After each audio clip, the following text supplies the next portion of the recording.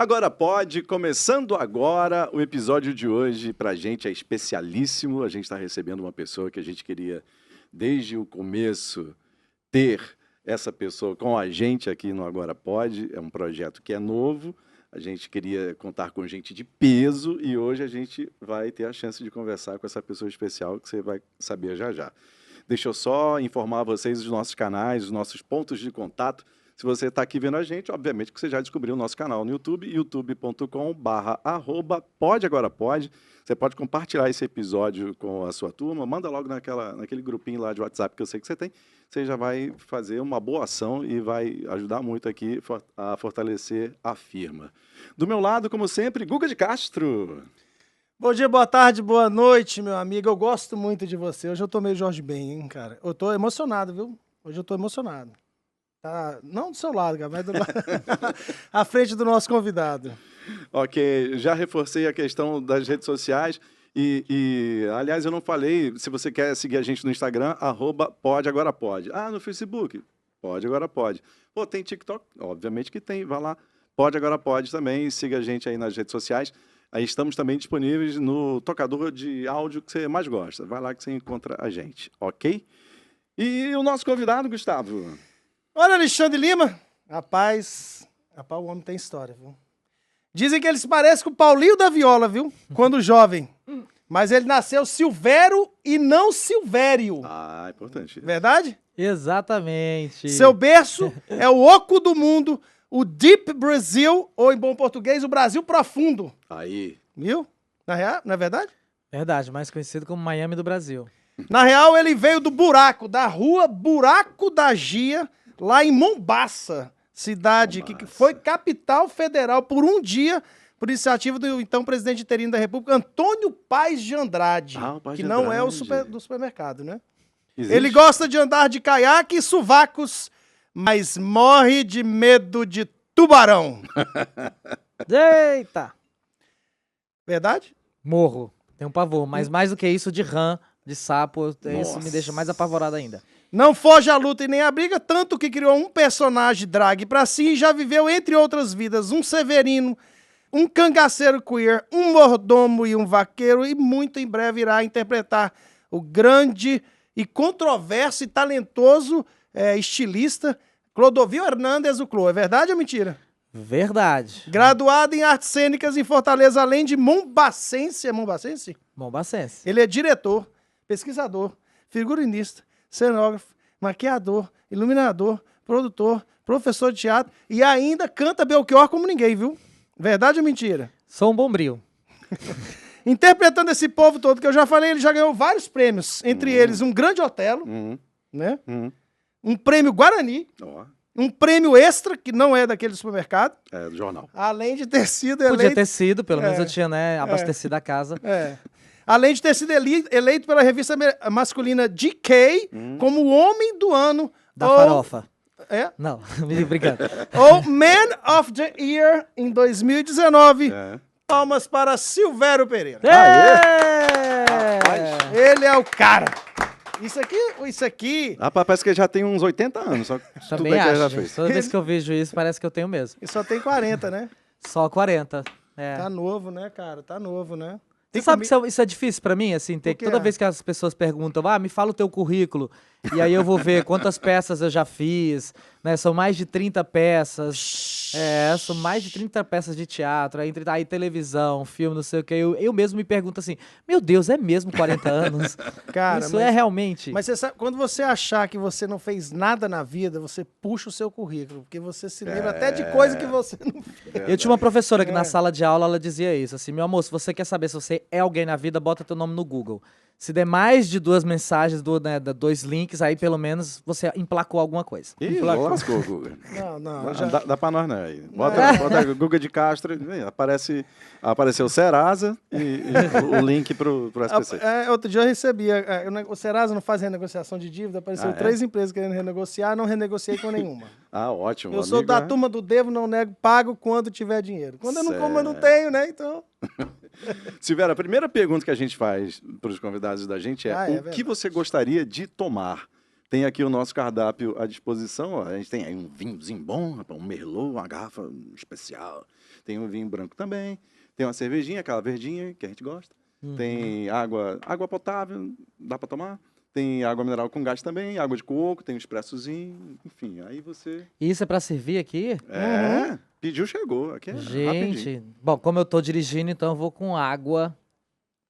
Aí Água. pode ser com gás, então. Pode ser Pronto, com gás. água com gás. Água com gás, ok.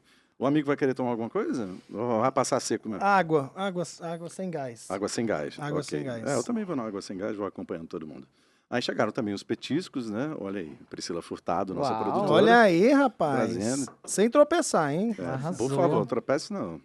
Rapaz, aqui é o seguinte, devendo a gente tá muito, essa mesa a gente nem pagou ainda, mas a gente tá recebendo bem aqui os Não, e convidados. esses papel aqui, que eu tô todo enrolado com esses papel aqui. Não sabe mais o que é pra Gente, fazer, são 4 horas, né? De De podcast. Pelo que eu tô vendo de monólogos que tem aqui na mão do Guga.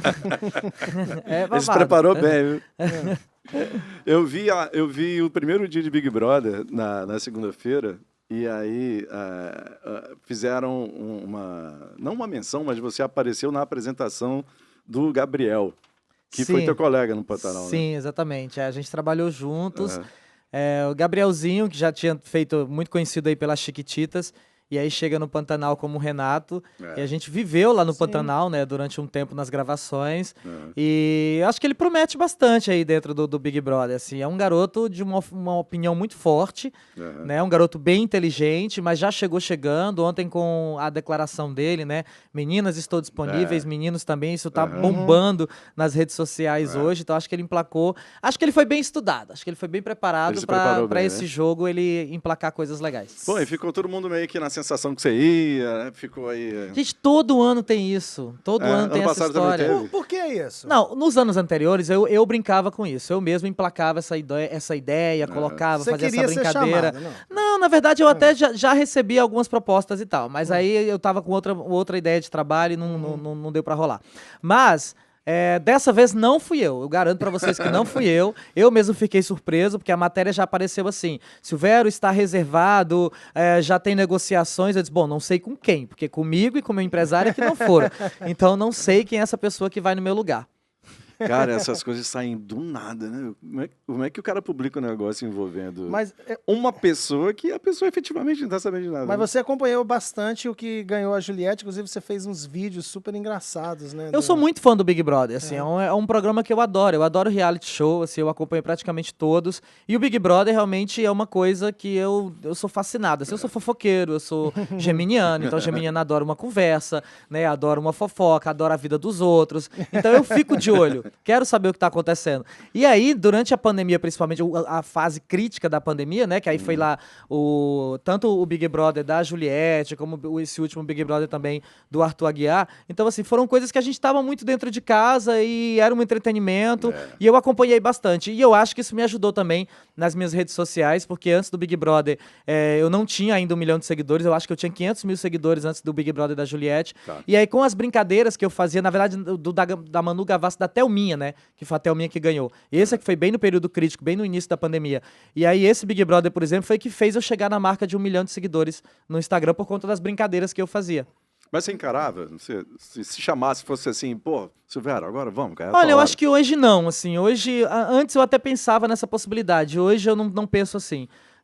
Hoje eu tô voltando a minha carreira para uma outra história, eu gosto da dramaturgia, da teledramaturgia, eu quero fazer personagens no cinema, na televisão, no streaming, então assim, hoje pra mim, e tô investindo muito nessa carreira musical, então acho que pra mim não seria legal. Assim. Você acha que dá uma queimada, assim?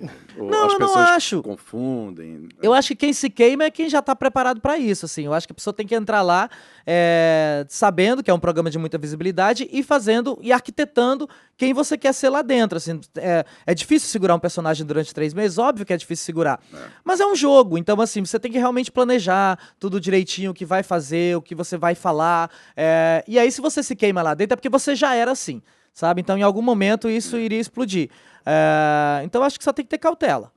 Mas você acha que, assim, a construção da imagem, né? Como você está falando, pô, se eu quero fazer cinema, eu quero fazer outras coisas, você acha que isso não convive com a vida de um ex-participante, tipo da Fazenda, do Big Brother? Então, eu vou falar assim, do meu ponto de vista, de todos os atores que passaram pelo BBB, se for olhar, depois que eles saíram do BBB, eu não tenho visto eles trabalhando muito na área da interpretação.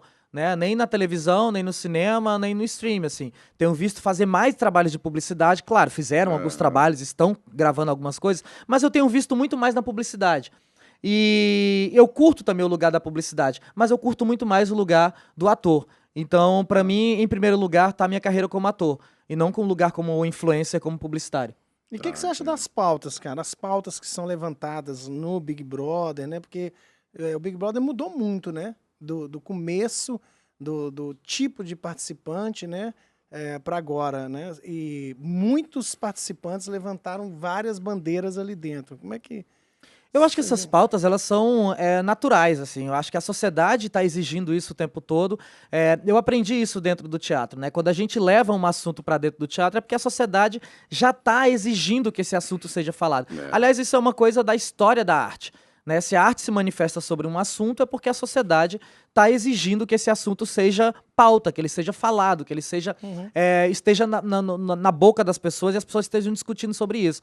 Acho que um exemplo, além do Big Brother, um exemplo claro é a refilmagem do Pantanal. Assim, se a gente pensar o que era o Pantanal de 30 anos atrás e o que é o Pantanal de hoje, dessa versão que a gente fez, a discussão da mulher da Bruaca, por exemplo, né? Essa mulher submissa, essa mulher que há 30 anos atrás nem tinha tanto... Era um personagem muito importante, mas não fez tanto sucesso como a personagem agora da Isabel Teixeira. E outras questões também, o meu próprio personagem, o Zaqueu, que foi visto muito mais como um alívio cômico da novela e que nessa nova versão foi visto como uma pauta necessária para se discutir respeito e diversidade. Então, assim, é uma exigência de hoje. Não dá para passar por cima disso. Mas você acha que a Globo procura também, não? Você não acha que a Globo, tipo, olha, baseado nisso que você falou, você não acha que, olha, vamos trazer esses personagens, essas pessoas que têm esses trabalhos para cá, para... Que tem essas pautas. Exatamente. Né? E eu acho que sim, mas eu acho que ela procura exatamente porque é uma demanda social. Demanda, né? Então, assim, é isso. A televisão tá ali para entreter as pessoas e ela também tem a função de pesquisar, todos os meios de comunicação, né? Eles têm a função de pesquisar sobre o que as pessoas querem ouvir.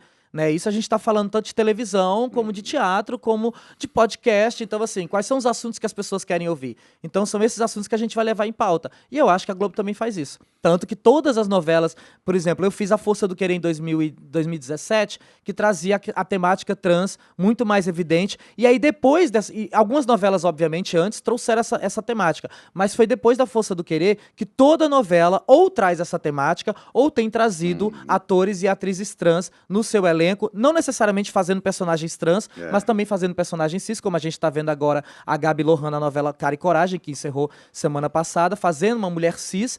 Então, assim, é isso, acho que tem a ver com o que a gente, com o que o público quer ouvir, com o que o público quer discutir, e aí eu acho que o entretenimento também serve para fazer isso, para fazer essas discussões aflorarem. Porque faz um espelhamento mesmo, né, cara, com a sociedade, não tem como fugir muito disso. Inclusive, Boninho, assim, a gente que é jovem há muito tempo, eu vi Pantanal, a primeira, assim, da Manchete. Nós vimos, né? Não, você viu? Eu vi todinha, a novela todinha. Não, eu não me lembro se eu vi a novela, mas é da minha época.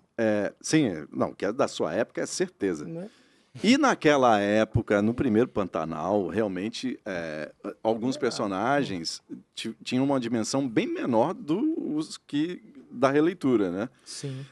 Você falou bem, o teu personagem, o personagem da Bruaca, teve também outro personagem que cresceu, que foi o que não tinha muito, assim, aquele núcleozinho dos peões. Não. Do Loreto. Não, do Loreto não. Aquela turma que orbitava ali tinha o Casarré. Não, o Trindade. O Trindade, mas também o personagem do Casarré. Que deu uma... Casarré é demais, assim. Que na versão anterior, eu acho que até morria, assim, antes do meio da novela, morreu, sei lá. Mas o trabalho que o Casarré fez agora e o tamanho do personagem que ficou nessa versão foi outra história, né? Tu já conheceu o Casarré de outros trabalhos, né? A gente tinha feito Serra Pelada em 2012. Cara, eu preciso falar de Serra Pelada. Pô, Serra Pelada é bom pra caramba. Né? Além de ser bom assim, eu fiquei impressionado com 3 atores numa primeira experiência. E você é um deles. Mas foi você, o Jesuíta E vai me faltar o nome do Casarré. cara, mas foi o cara que fez... O Casarré, não? Não. Julinho foi o Casarré. Andrade. Não, Julinho o é Julinho bom. Andrade é bom pra caramba. É bom. Mas é um outro cara de outro filme, que a primeira vez que eu o vi foi no Carandiru, que é o Fábio... Massari. Não. Aí eu não- Fábio Assunção. Não. Não Fábio lembro. Júnior. Fábio Júnior. Ele tava no Tropa de Elite. Ele era Porra. o corrupto lá. Ele Ai, era ai, o... eu não vou lembrar o nome, não. Mas eu vou contar a experiência. A experiência foi assim, de ver e você não saber se aquilo ali era texto, se não era, se os caras, tipo assim, não, vamos filmar aqui escondido aqueles caras, vamos plantar aqui um diálogo, uma situação, vamos ver a reação deles. Me pareceu tudo muito... Uau, sabe?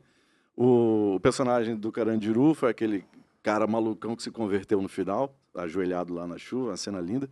E o teu personagem e o do Jesuíta em Serra Pelada, cara, que eu achei Sim. assim, o meu Foda, irmão, aquele- que isso, como é que velho? você chegou no Serra Pelada? Então, Serra Pelada é a minha primeira experiência de audiovisual. Assim, eu nunca tinha feito nada no cinema, nem na televisão. E eu lembro nesse dia que o diretor de elenco estava por Fortaleza, ele tinha visto a minha peça de teatro e falou: eu quero fazer um teste com você. Fomos eu e o Demick, e eu estava na praia com o Jesuíta, e eu falei assim: eu preciso ir por um teste. E aí o Jesuíta falou: que teste é esse? Eu falei assim: o teste do filme Serra Pelada e tal. Você não quer ir com a gente? O Jesuíta tinha acabado de fazer o Tatuagem. E ele tinha voltado do Praia do Futuro. O Praia do Futuro ainda não tinha estreado, mas ele tinha voltado desse trabalho com Karim na Alemanha. E aí ele falou assim: não sei, eu acho que não dá certo. Eu falei: imagina, Jesuíta, vamos lá fazer. Você já fez 2 filmes e tal. O Jesuíta não tinha estourado ainda, né? Tinha feito Tatuagem, mas não tinha estourado ainda como ator de cinema. E aí quando a gente chegou pra fazer o teste, assim, o produtor de elenco ficou apaixonado pelo teste do Jesuíta, e ele nem esperava que o Jesuíta fosse fazer, e acabou levando o Jesuíta também para fazer o filme. E aí fomos os 3 cearenses, né? O Demick Lopes, eu e o Jesuíta. E aí foi uma experiência incrível, assim, porque eu nunca tinha vivido aquilo. A gente gravou em 3 cidades, São Paulo, uma outra cidade do interior de São Paulo e Belém. Então foi muito visceral pra gente fazer aquilo e ver aquela... Foi a maior produção de 2012 na época, né? Assim, que inclusive produzida pelo Wagner Moura. Ele encabeçou essa produção. E foi o maior custo de produção feito no audiovisual brasileiro. Mas você não conheceu o local que era a Serra Pelada originalmente? Não, a gente não gravou lá. Tanto aquela escavação que é feita em Paulínia, né? Que é uma cidade do interior de São Paulo. Toda aquela cena ali de escavação foi feita em Paulínia. Certo. E Cara, qual era a peça que você estava fazendo quando ele... Eu tava fazendo Flor de Dama.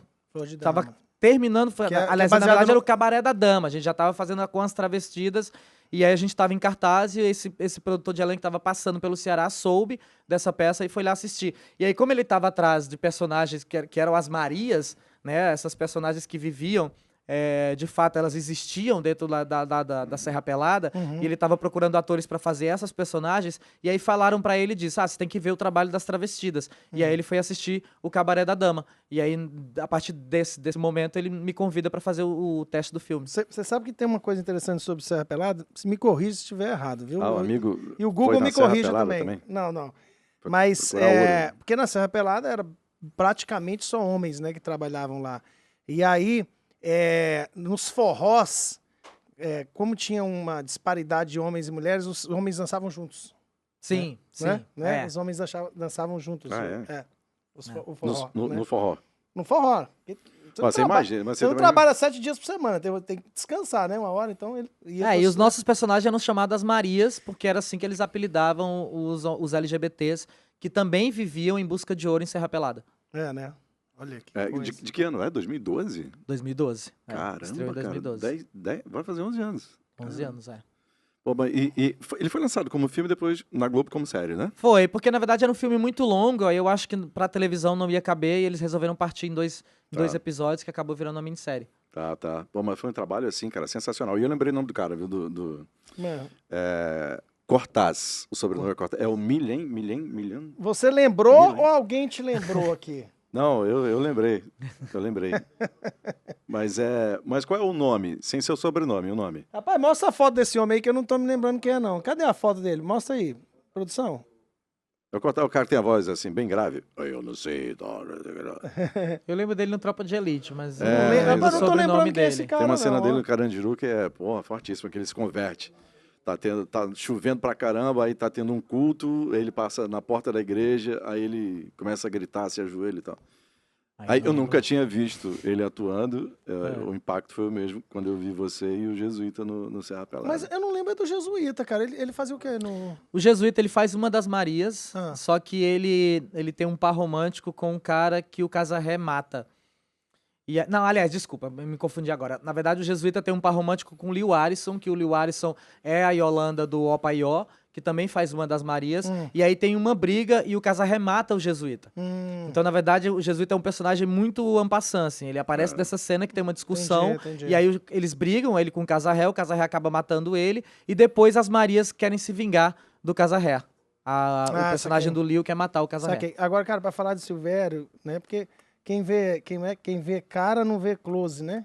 Quem vê close não vê corre, né? Isso. Tem que falar de teatro, tem que falar das Travestidas. É verdade, porque as Travestidas foi o turning point, né? Não foi o... Foi. Não foi? Sim. Quando é que começou as Travestidas? As Travestidas, na verdade, ela começa a partir de uma inquietação com um espetáculo Dama da Noite, assim, que é um conto do Caio Fernando Abreu, que depois eu transformei para teatro, e aí virou Uma Flor de Dama. Só que foi um espetáculo que mexia muito com o meu lado, porque eu vivia dentro do teatro eu via colegas de trabalho que não faziam personagens femininos. Eu estou falando de LGBTs que não faziam personagens femininos dentro do teatro, porque a classe artística dizia que isso era uma maneira de se assumir, que não tinha coragem de se assumir e usava o teatro para se assumir. Como? E que se essas pessoas quisessem fazer personagens femininos, elas tinham que fazer dentro de boate, fazendo drag queen nas boates.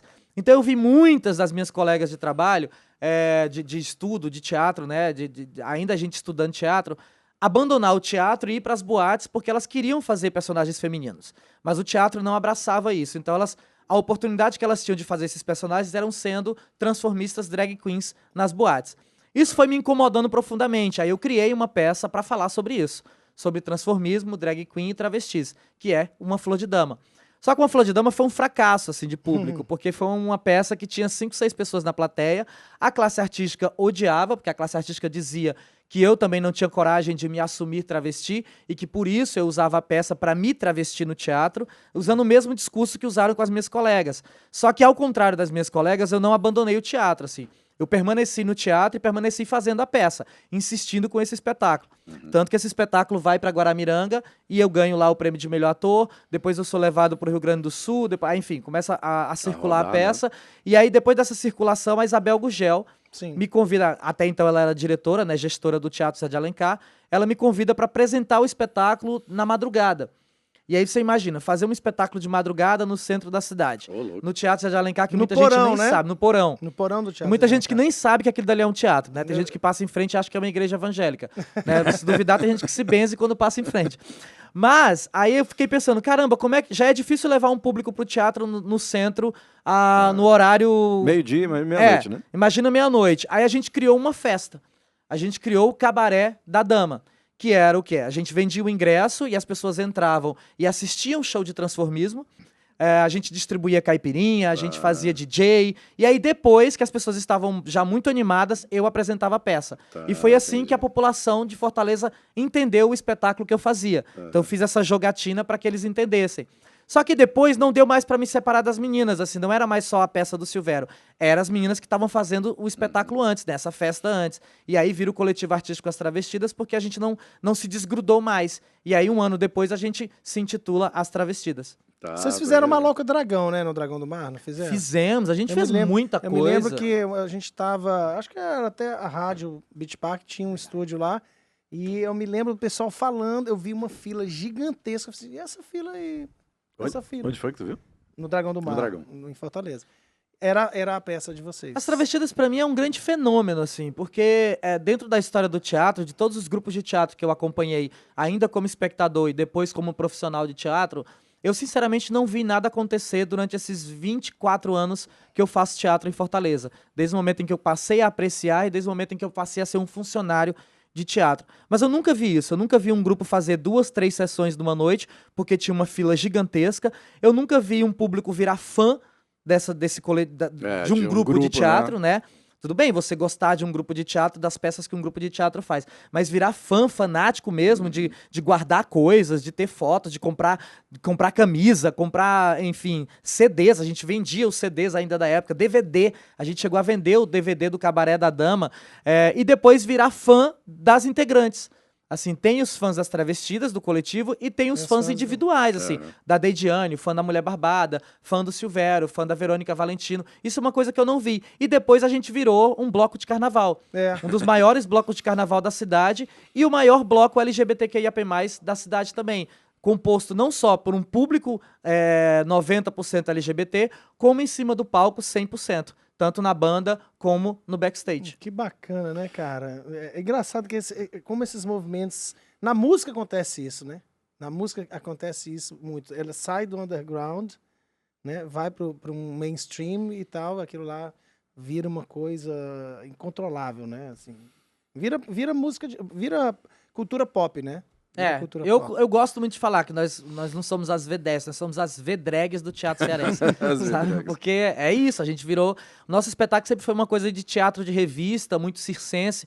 A gente se intitula coletivo artístico exatamente porque era gente do teatro, da dança, do audiovisual, da música, enfim, do design. Era uma galera de diversas áreas que a gente conseguiu juntar e produzir uma série de trabalhos. Agora, Silvério, você escreveu um artigo no Diário do Nordeste, né, um jornal aqui de Fortaleza, já dando um Cefnina. Por que vocês não continuam? Eu acho que ou é você que tá se... Não, eu já tinha saído das travestidas há uns 2 anos atrás, assim, eu já tinha anunciado isso internamente. Só que para o público, esse público que eu falo que é fã das travestidas, não ficou claro se as travestidas acontecia ou não. E também para as pessoas que ficaram, as integrantes que ficaram durante os últimos 2 anos, principalmente por causa dessa fase crítica da pandemia, não se tinha produção. Então as meninas acabaram também assumindo outras funções pessoais e deixando o coletivo de lado. E aí, quando a gente percebeu que foi conversar, não existia mais o coletivo. E o público começou a perguntar dentro das nossas redes sociais, afinal de contas é uma rede social que tem o quê? 18 mil, 20 mil seguidores. Para um coletivo de teatro ter 20 mil seguidores, sabe? Isso já é uma loucura. E as pessoas começaram a questionar a administração das nossas redes, o que está fazendo, por que não está mais produzindo, cadê os espetáculos? E a gente viu uma necessidade de fazer um encerramento, que não poderia ser uma nota no Instagram. Acho que isso seria demais pra gente, apenas uma nota no Instagram. Seria legal fazer uma celebração. Afinal de contas, a gente não terminou isso brigado, com raiva umas das outras. Não, a gente terminou saudável e terminou feliz, assim, ainda se amando, ainda sendo um coletivo afetivo. Então, por que não subir no palco mais uma vez e celebrar isso junto com o público, que foi o lugar que nos uniu, o palco e o público? E a gente resolveu fechar dessa forma. Acho que ficou bem fechado, né? Porque é assim que se fecha um ciclo, né, cara? E não, né? Dá uma dor, né? Dá uma dor, pra né? quem é fã. Dá uma dor pra quem faz, dá uma dor pra quem... E pra quem segue. Porque vocês quem... viram... Não sinto dor não, na verdade, vou ser bem sincero. Eu achei ótimo, né? Eu acho que foi o que tinha que ser, são 15 anos nesse trabalho. Eu gosto de falar exatamente o que eu escrevi no Diário do Nordeste. Acho que as travestidas foi uma onda, e aí eu termino a coluna dizendo isso. O mar é imenso demais, outras ondas virão. Acho que a gente foi um grande tsunami, sim. Mas é isso, outras ondas vão vir, são novas gerações, são novas discussões, novas pautas, que é o que a gente estava falando aqui, né? A sociedade vai exigindo novas pautas, que eu acho que a gente não dá mais conta mesmo, a formação como ela está não dá conta, mas a gente fez bem.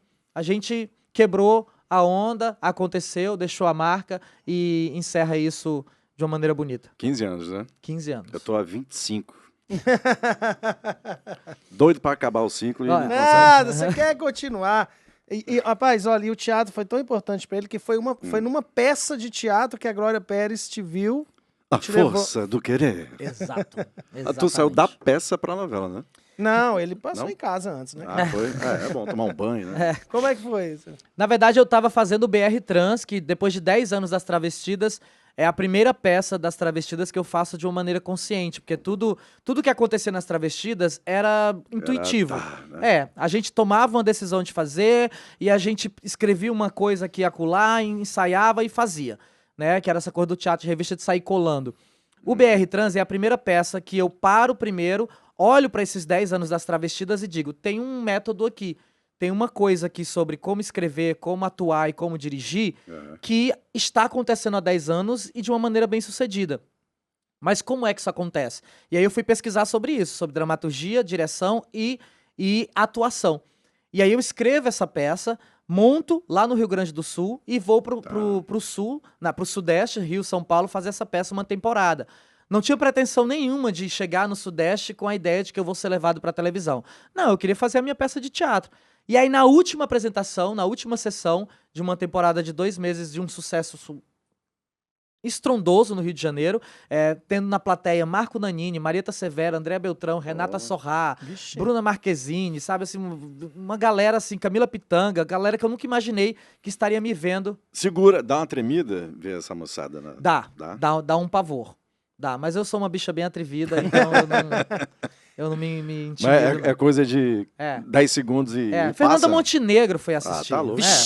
Fernanda Montenegro foi um grande privilégio. Fernanda Montenegro foi assistir, terminou a peça, ela ficou 40 minutos no camarim, só eu e ela, a gente conversando sobre o trabalho, sobre o teatro. Foi um grande privilégio, foi um grande presente. E aí, na última sessão, aparece a Glória Pérez, com o ingresso comprado.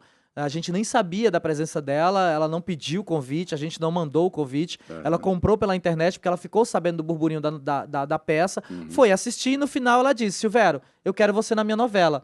Eu já escrevi 18 capítulos, eu não tenho nenhum personagem pra você, eu não sei o que vou fazer pra você, mas eu gostei de você como ator e eu vou escrever. Daqui a um tempo eu te mando uma proposta.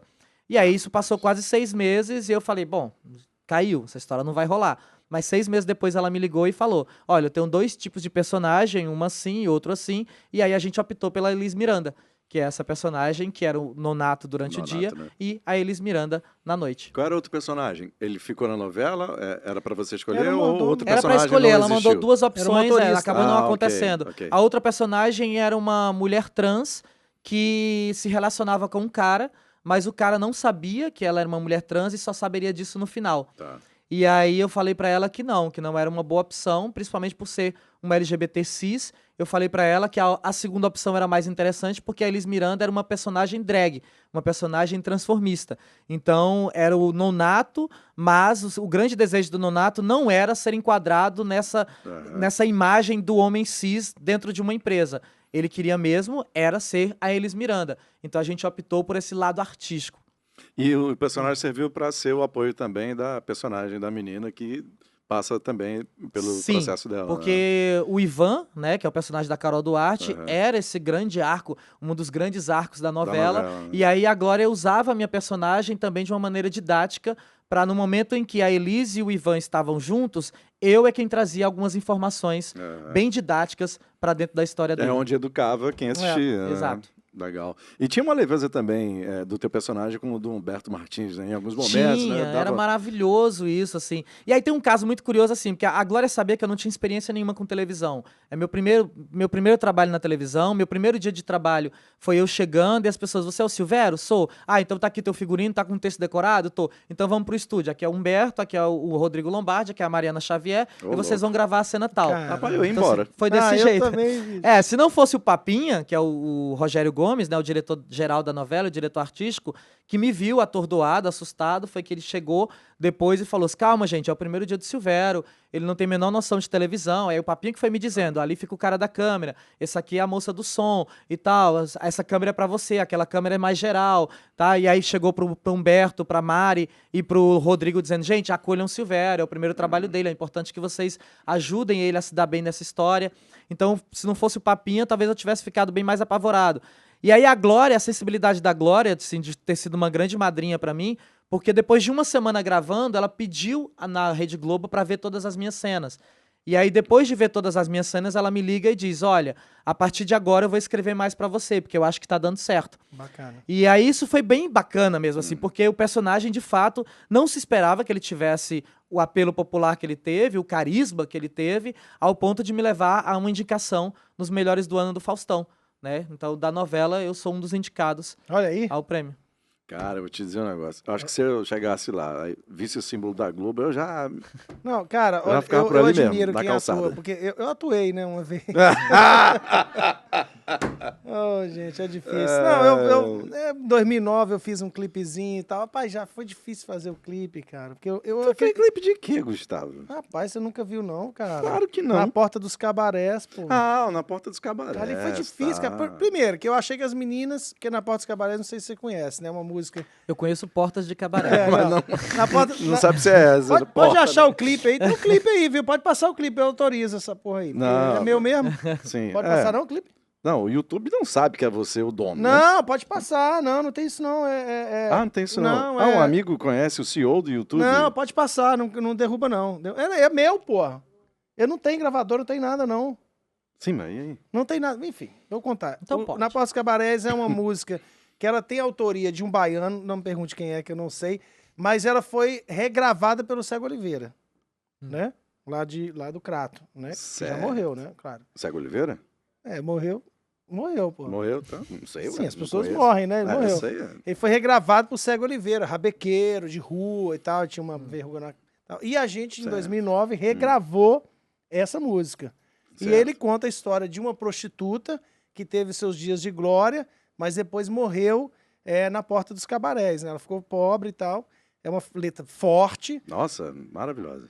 E a gente regravou, e o clipe foi gravado num bar, ali perto da Secretaria de Cultura de Fortaleza, com amigas, né? Fazendo as prostitutas, entendeu? E o amigo era E eu um dos e a- passantes e ali. eu e a banda, né? Eram quatro. Ah, estavam lá no... eu, no coisa. 4 da banda Não, o e as clipe é legal. meninas. O clipe é legal. A Mas, música, cara, inclusive, é boa. É boa, mas a minha boa. atuação é É horrível. péssima. Primeiro que eu me empolguei, né? Eu achei que as meninas estavam assim. Sabe aquele cara que é pra ficar sério e ficar rindo? Pô, Ah. sabe que Cara, tá eu não filmando, né? consigo. Fica rindo. Tem um clipe aí, Mas é a só gente botar. entendeu, você não seguiu a carreira. Como é? É, a gente consegue Ai, entender. não dá pra botar? Você mesmo entendeu e não seguiu a carreira. então. Aqui não é Globo.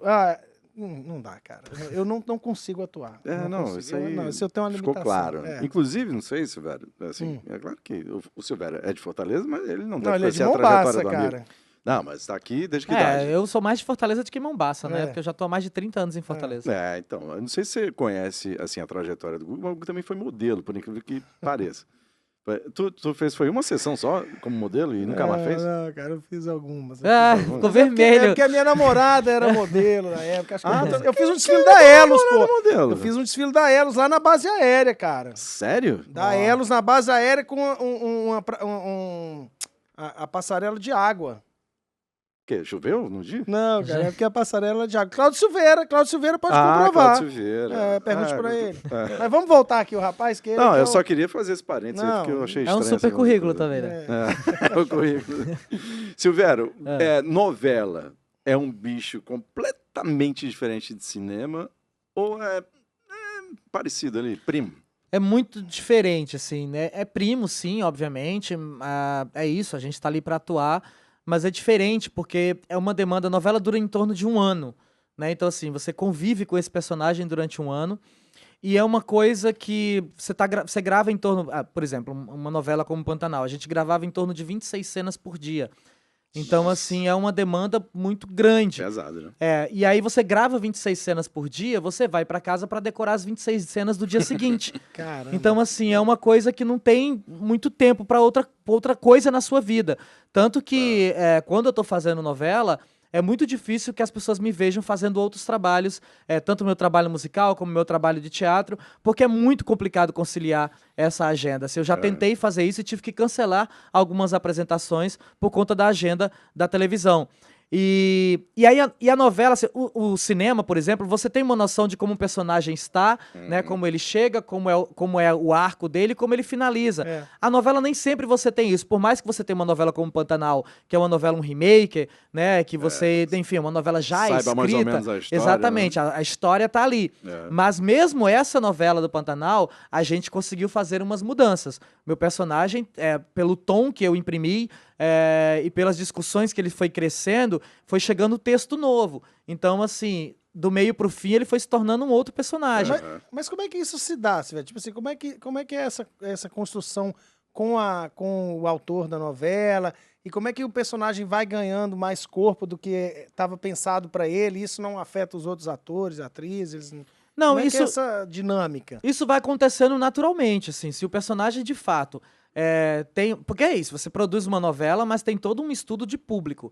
Né, assim, tem a Glória, por exemplo, se eu não me engano, ela tem um público cativo, que é um pessoal que ela seleciona, que ela sempre pergunta pra eles, acho que de 15 em 15 dias, 20, eu não sei, ou de mês em mês, ela vai até esse público perguntar, como é que tá a novela pra vocês?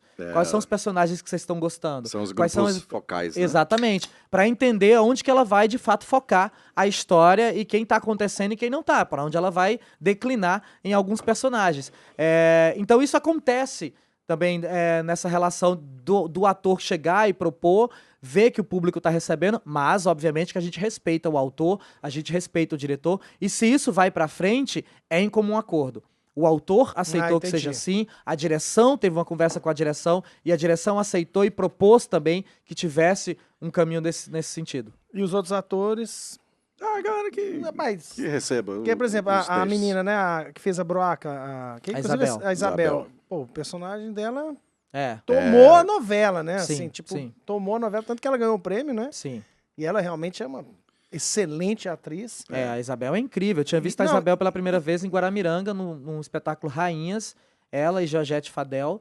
E aí, quando a gente foi trabalhar agora em Pantanal, eu falei assim, nossa, Rainhas pra mim é uma das 3 maiores peças de teatro que eu já vi na vida. E sem dúvida ela e a Georgette são uma das maiores atrizes que eu já vi no teatro. Então foi uma honra. Eu morei com a Isabel no Pantanal, né? Porque a gente dividia quartos. Como não cabia todo mundo hospedado, que a gente ficava no meio de uma fazenda e tal, então não cabia todo mundo. A gente tinha que dividir os quartos. Eu dividi o quarto com a Isabel durante uns 2 meses. Deve ter sido divertido fazer Pantanal, porque eu vi as fotos lá dos dias em off, é divertido, né? jacaré passando, ótimo. Mas um ambiente... É lindo. Era muito divertido. É lindo, é melhor ver uma onça pintada do que te ver, pô. Não, eu vi as fotos lá dos day off, né? O pessoal lá tomando banho de rio, né? Era bacana, né? Era maravilhoso. Teve uma tensão dos personagens, uma energia ali do teu personagem com o do Casarré, porque o público ficou meio... E algumas páginas também ficaram instigando, né? Não, vai ter um romance entre eles, vai ter não sei o quê, eles estão... A novela vai caminhar para eles tal, não sei o quê, para eles terem... Terminarem juntos, né? Terminarem juntos. Porque teve essa especulação, né? Teve. Mas em alguns momentos, realmente, da novela, a gente percebia uma tensão ali entre os dois, uma energia ali, né? Essa é o que eu falei, assim, sobre qual é o tom de interpretação. Porque na novela original, de 90, dos anos 90, existia um amor platônico do Zaqueu com o Alcides, né? O Alcides, o personagem do Juliano. Esse amor platônico existia de fato. Nessa versão, o Ju e eu, a gente... Antes de começar a gravar, a gente conversou sobre isso e falou, pra mim não é um amor platônico. Pra mim é uma grande amizade que existe entre os dois e que, obviamente, por ser uma amizade de diversidade, de um hétero com um LGBT, pode existir aí uma ruptura e achar que isso pode ser algo sexual, algo de amor, né, pra um outro sentido que não seja um amor de amizade. E eu acho que a gente tem que explorar isso, porque o público vai gostar se a gente explorar esse caminho. Pela confusão na cabeça dos dois. E aí a gente brinca com isso. Isso foi uma decisão minha e do Juliano. A gente brinca com essa confusão durante um tempo, para depois, de fato, tem essas arestas entre eles, porque nenhum dos dois entende o que está acontecendo, mas nós, enquanto atores, sabíamos que o resultado seria uma grande amizade entre os dois.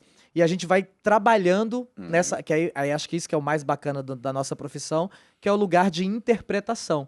Né? O texto é o mesmo, a gente não muda o texto da década de 90, é o mesmo texto de agora, tirando alguma outra coisa que o Bruno Luperi acrescentou, que ele achava que era importante 30 anos depois dizer, mas o texto era o mesmo, mas os tons que a gente colocava de interpretação é que fizeram com que os personagens seguissem para um outro rumo.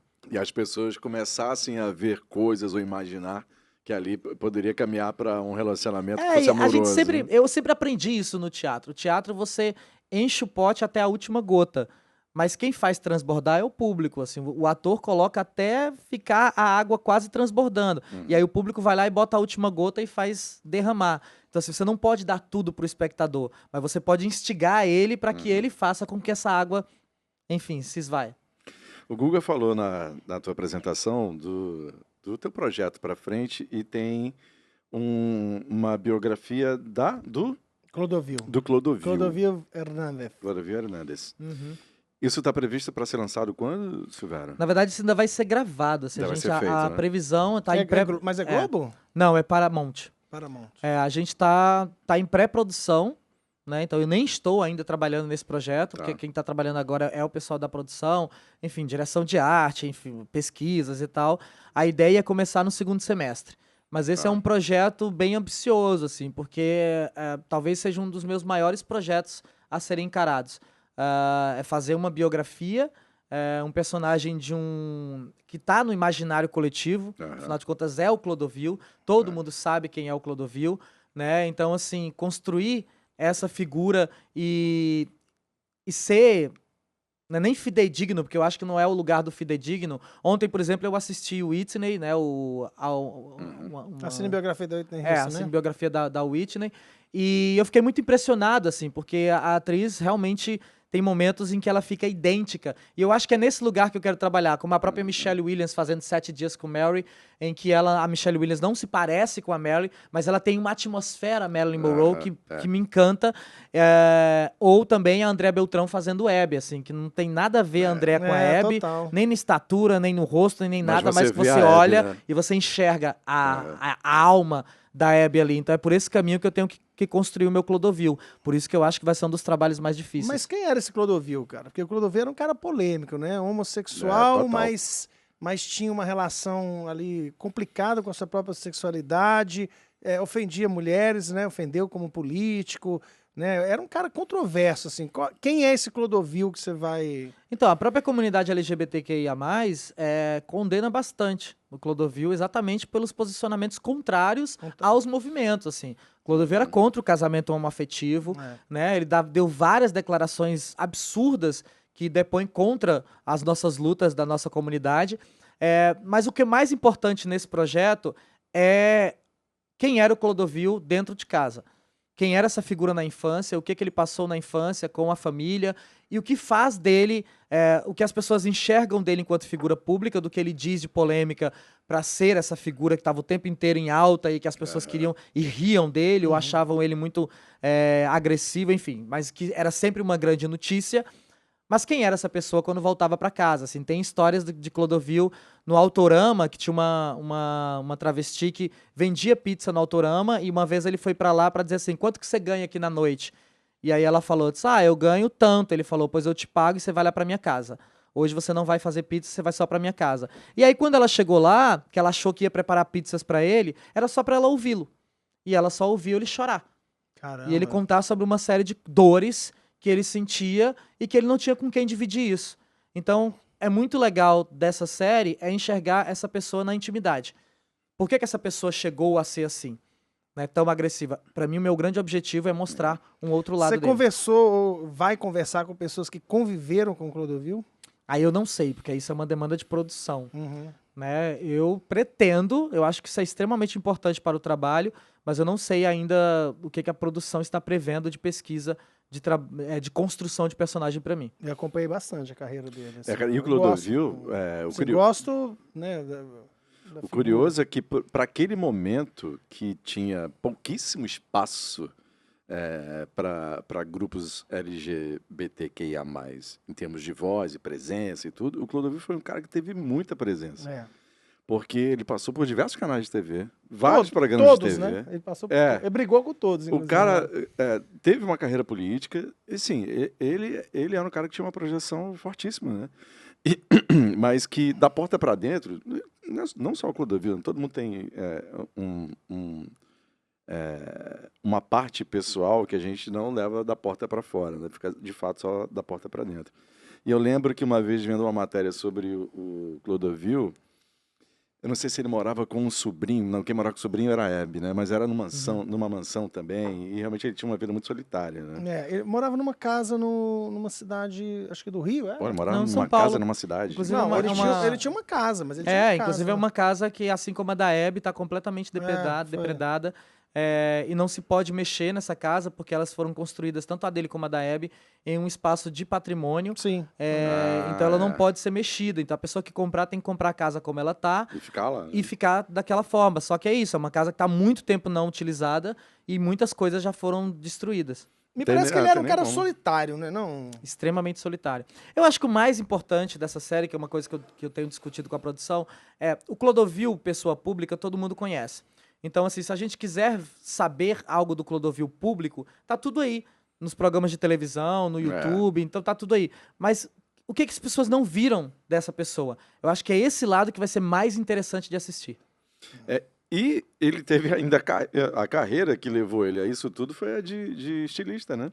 Aham, e a Sim. grande briga Ele dele... começou, na verdade, porque ele tinha um quadro dentro de um programa em que ele desenhava os vestidos e É tal. verdade, é verdade. As mulheres ligavam pro programa, verdade. não, vou ter um evento, aí ele desenhava o vestido pra mulher na hora, né? Aham. Um negócio louco, né? Verdade. Silvério, quer a falar? novela Tititi, por exemplo, é inspirada na Guerra das Tesouras, que era dele, Sim, e do o Denner, outro né? do Denner, Do que aí Denner. eles brigavam muito, né, assim, É. pra ver quem era o maior estilista do Brasil, e a novela Tititi é inspirada nessa briga. Ele não seria possível hoje, né, cara? Clodovil hoje seria cancelado. Ele seria extremamente cancelado, com certeza. É, tipo, Mas ele ele não estaria nem apostar e aí também. Ele não estaria nem aí pra isso. Certamente. Com certeza. Cara, eu cara. quero falar de um outro personagem que esse aqui, bicho, é sensacional. Qual? Lunga. Lunga. Ah, velho, não. Pô, aí... Lunga, Você Bacurau. falar de Bacurau, aí eu te Cara, dizer, Bacurau- sou doido pra aquela placa, cara. Cara, Bacurau é foda. Onde é que eu compro aquela Bacurau, placa? cara, Bacurau. Rapaz, vai lá no buraco da Gia, não. Não. Lá. Bacurau, cara. Tem o Clube Inbox, eu acho que tem essa placa. É, que é tem. um pessoal que trabalha com Eu vou venda atrás. de DVDs ainda, né? Que a gente não quer mais comprar DVD. Eu, por exemplo, fui colecionador de DVD. Eu já tive mais de 400 DVDs na minha casa. Hoje eu não tenho. Pra mim tá tudo online. Mas tem uma galera que ainda vende Que ainda DVDs vende, e o né? Clube Inbox é um desses. De vez em quando eu adquiro alguns DVDs deles e eles têm a placa Tem do a Bacurau. placa lá, né? Como é que, Produção, Clube Inbox. como é que você por favor. recebeu... anota aí, já compra a placa aí pra gente. Como é que tu recebeu o Bacurau? Quero saber tudo, assim. Tu recebeu o roteiro, aí tu foi ler e tal. Qual foi a tua impressão, tua sensação quando leu? Quando eu li, eu estava terminando A Força do Querer em 2017, eu estava ingressando no outro projeto da Globo, que era o Show dos Famosos, que era aquele quadro que você imitava os artistas, né? Então você cantava imitando os artistas.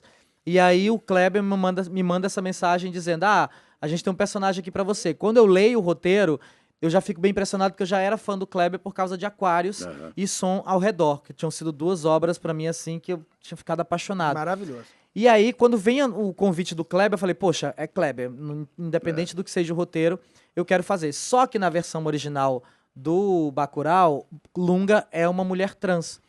E aí, quando o Kleber me manda a mensagem, eu falei, eu não posso fazer o filme, exatamente por se tratar de uma mulher trans, você precisa procurar uma atriz trans para fazer. E aí ele marca um jantar comigo em São Paulo, ele e o Juliano Dornelles, que é um dos autores e diretor também do filme. E aí vai o Juliano, Kleber e Emily, que é a produtora do filme. E a gente vai conversar.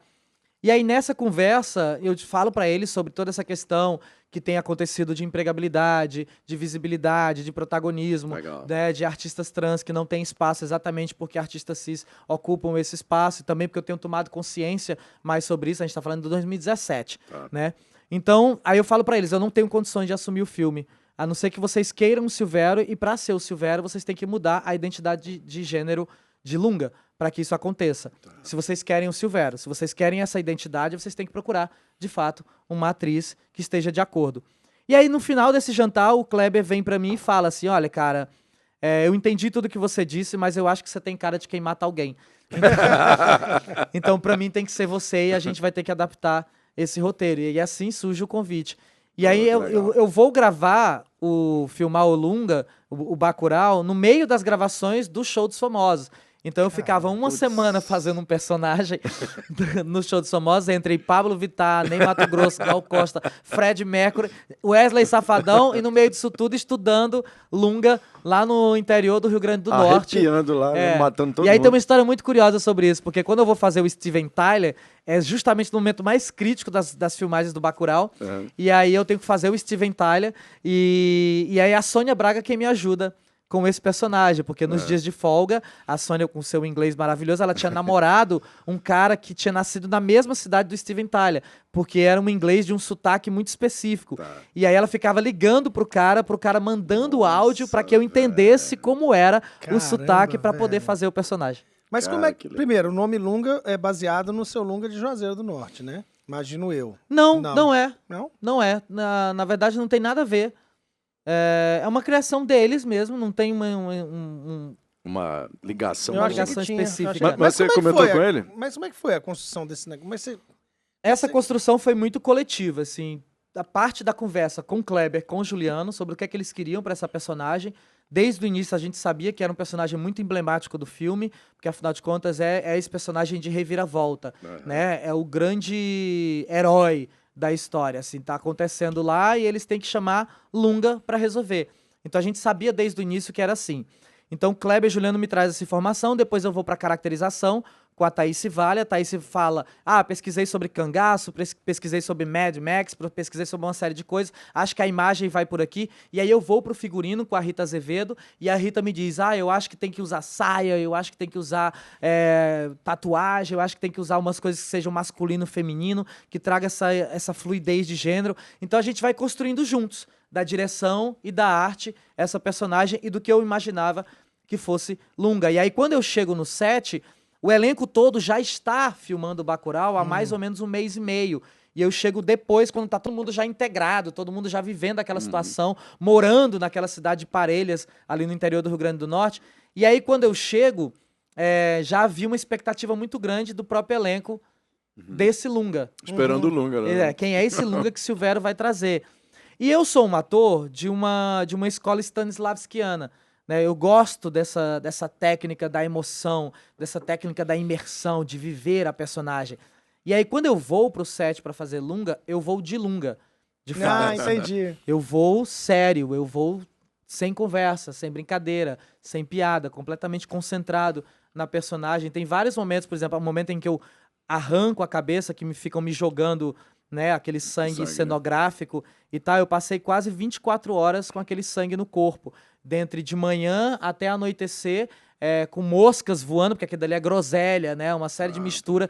Então, assim, a galera me abanando. E aí tem algumas fotos disso em que eu estou extremamente concentrado, sentado num canto, e a galera me abandonando para as moscas saírem, e eu ali o tempo inteiro firme naquela história. Então, assim, foi um processo de muita imersão. E eu acho que o resultado é esse que a gente vê na tela, exatamente por conta dessa minha ideia muito, muito dentro da personagem. E que Brasil é esse que é Bacurau, cara? Bacurau, onde é que fica Bacurau? Bacurau fica em todos os lugares, assim. Acho que Bacurau ainda é isso que a gente vive a exato momento quando a gente enxerga uma sociedade que é o tempo inteiro massacrada, violentada por achar que ela não tem conhecimento, por achar que a arte não é algo importante, por achar que a educação não é algo interessante a se fazer. Então, Bacurau é uma crítica sobre o país de hoje. A gente que vive na capital pode ter uma sensação diferente, porque, enfim, a gente tem outros compromissos, a gente se distancia um pouco das pessoas. Quando eu tô falando sobre isso, é porque uma cidade do interior com 20 mil habitantes, por exemplo, Mombaça, deve ter em torno de 30, 35 mil habitantes. Todo mundo conhece todo mundo. Fortaleza, eu não sei nem quantos milhões de habitantes tem, não sei se vocês... mais de 2,5 já. Então, a gente não tem ideia de como é a pessoa que mora no Bom Jardim, como ela tá vivendo. Eu não tenho, porque eu moro já na região metropolitana. Não vou saber como é que uma outra pessoa que tá lá no Bom Jardim. Mas na Mombaça, por exemplo, quem mora na Rua Paz de Andrade, do Buraco da Gia, sabe o que é que a fulana da Vila João Martins faz exatamente, o que é que ela fez na festa anterior. Enfim, todo mundo se conhece. Então não dá conta, né? Só que Bacurau é um filme sobre um Brasil explorador, sobre um Brasil de cabresto, um Brasil coronelista, que ainda existe hoje, principalmente no interior, onde se você não responde ao que um prefeito exige, ao que um vereador exige, provavelmente daqui a 4 anos você não vai ter um emprego de novo, seu cargo comissionado novamente, ou você não vai ter emprego em lugar nenhum daquela cidade, então você tem que ser submisso àquelas figuras, e se você não faz parte disso, você é colocado para fora, você precisa sair daquela cidade, que eu acho que é o que acontece comigo. Tem uma fala de Lunga que é muito importante, que eu acho que me lembra muito, assim, que eu falo com muita autenticidade, que eu digo assim, eu voltei pra cá com muita raiva, porque quando eu saí da minha cidade, eu saí exatamente pelas faltas de oportunidades. Eu saio de Mombaça com 13 anos, uma mãe que acha que abandona o filho com 13 anos, mas eu saio de lá porque se eu ficasse lá, o máximo que eu seria, talvez, era um cargo comissionado hoje na minha cidade. Eu jamais teria me tornado um artista, jamais teria me tornado um ator, porque lá não existe um teatro, não existe um cinema, lá não existe qualquer escola de arte que me desse a oportunidade de ter a habilidade que eu tenho hoje. Cara, e a tua trajetória, ela é exatamente isso, né? Você foi professor, né? Você passou por diversos ambientes onde eram de educação, né? De formação, de atores, né? E isso, na construção da tua trajetória até aqui, né, que é uma trajetória ainda muito recente, né, você ainda tem muita lenha para queimar, muito campo para correr, mas que te trouxe até aqui, qual foi o peso dessa educação, esses ambientes em que você passou, que que tratava da arte, mas de uma forma mais didática, o que que isso acrescentou para você? Eu acho que a educação foi a coisa mais importante da minha vida, assim. Quando a minha mãe, que é uma mulher semi-analfabeta, e meu pai, um homem analfabeto, decidem que, você tem que estudar. É a única coisa que a gente pode dar pra você. Então, você vem de uma família... Desde muito pequeno, eu tinha essa consciência. Você vem de uma família extremamente pobre, eu sou aquela figura que foi atrás de água potável dentro de cacimba, eu sou aquela figura que não tinha o que comer durante o almoço, o café da manhã era pipoca, que era o que rendia pra toda a família. Não tinha essa história de ter pão, biscoito, creme cracker, era pegar aquele pacote e sair repartindo assim, contasse 7, 7, 7 e dividir pros 4 filhos. Não podia comer 8 não, porque senão o outro ia comer menos. Então, assim, a minha mãe e meu pai sempre disseram isso, você tem que estudar. Se você quer mudar de vida, você vai ter que estudar. Quando eu venho pra Fortaleza, é exatamente pra isso, pra estudar. E aí eu dou de cara com o teatro. E aí o teatro, imediatamente, eu enxergo o teatro como um lugar de profissão. E não como um lugar de entretenimento, apenas de entretenimento, apenas como passatempo, como algumas pessoas olham pra gente e ainda hoje perguntam, no que você trabalha? Eu sou ator. Tá, mas o que você faz de verdade? Sabe? Então, assim, não, eu sou ator. E eu tive um privilégio muito grande, assim, porque eu tive professores que me ensinaram no teatro a ser profissional. Então, eu sou uma figura do teatro cearense, por exemplo, que nunca precisou sobreviver de teatro. Eu sempre vivi de teatro. E pra mim isso é uma diferença muito grande, porque sobreviver é contar as Entre viver e migalhas, assim, sobreviver, né? pra poder fazer. Mas assim, foi uma vida difícil, foi uma vida difícil. Eu contava a história dentro de escola particular por R$ 30 o dia.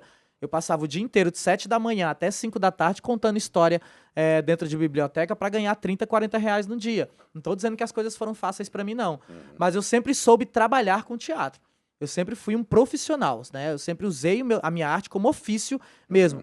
E eu acho que a virada de chave que eu tive é quando eu entendi que isso eu tinha que desprender tempo como profissão e não como passatempo, sabe? Tá. Eu tinha que ter... Como é que a gente fala? Me fugiu a palavra.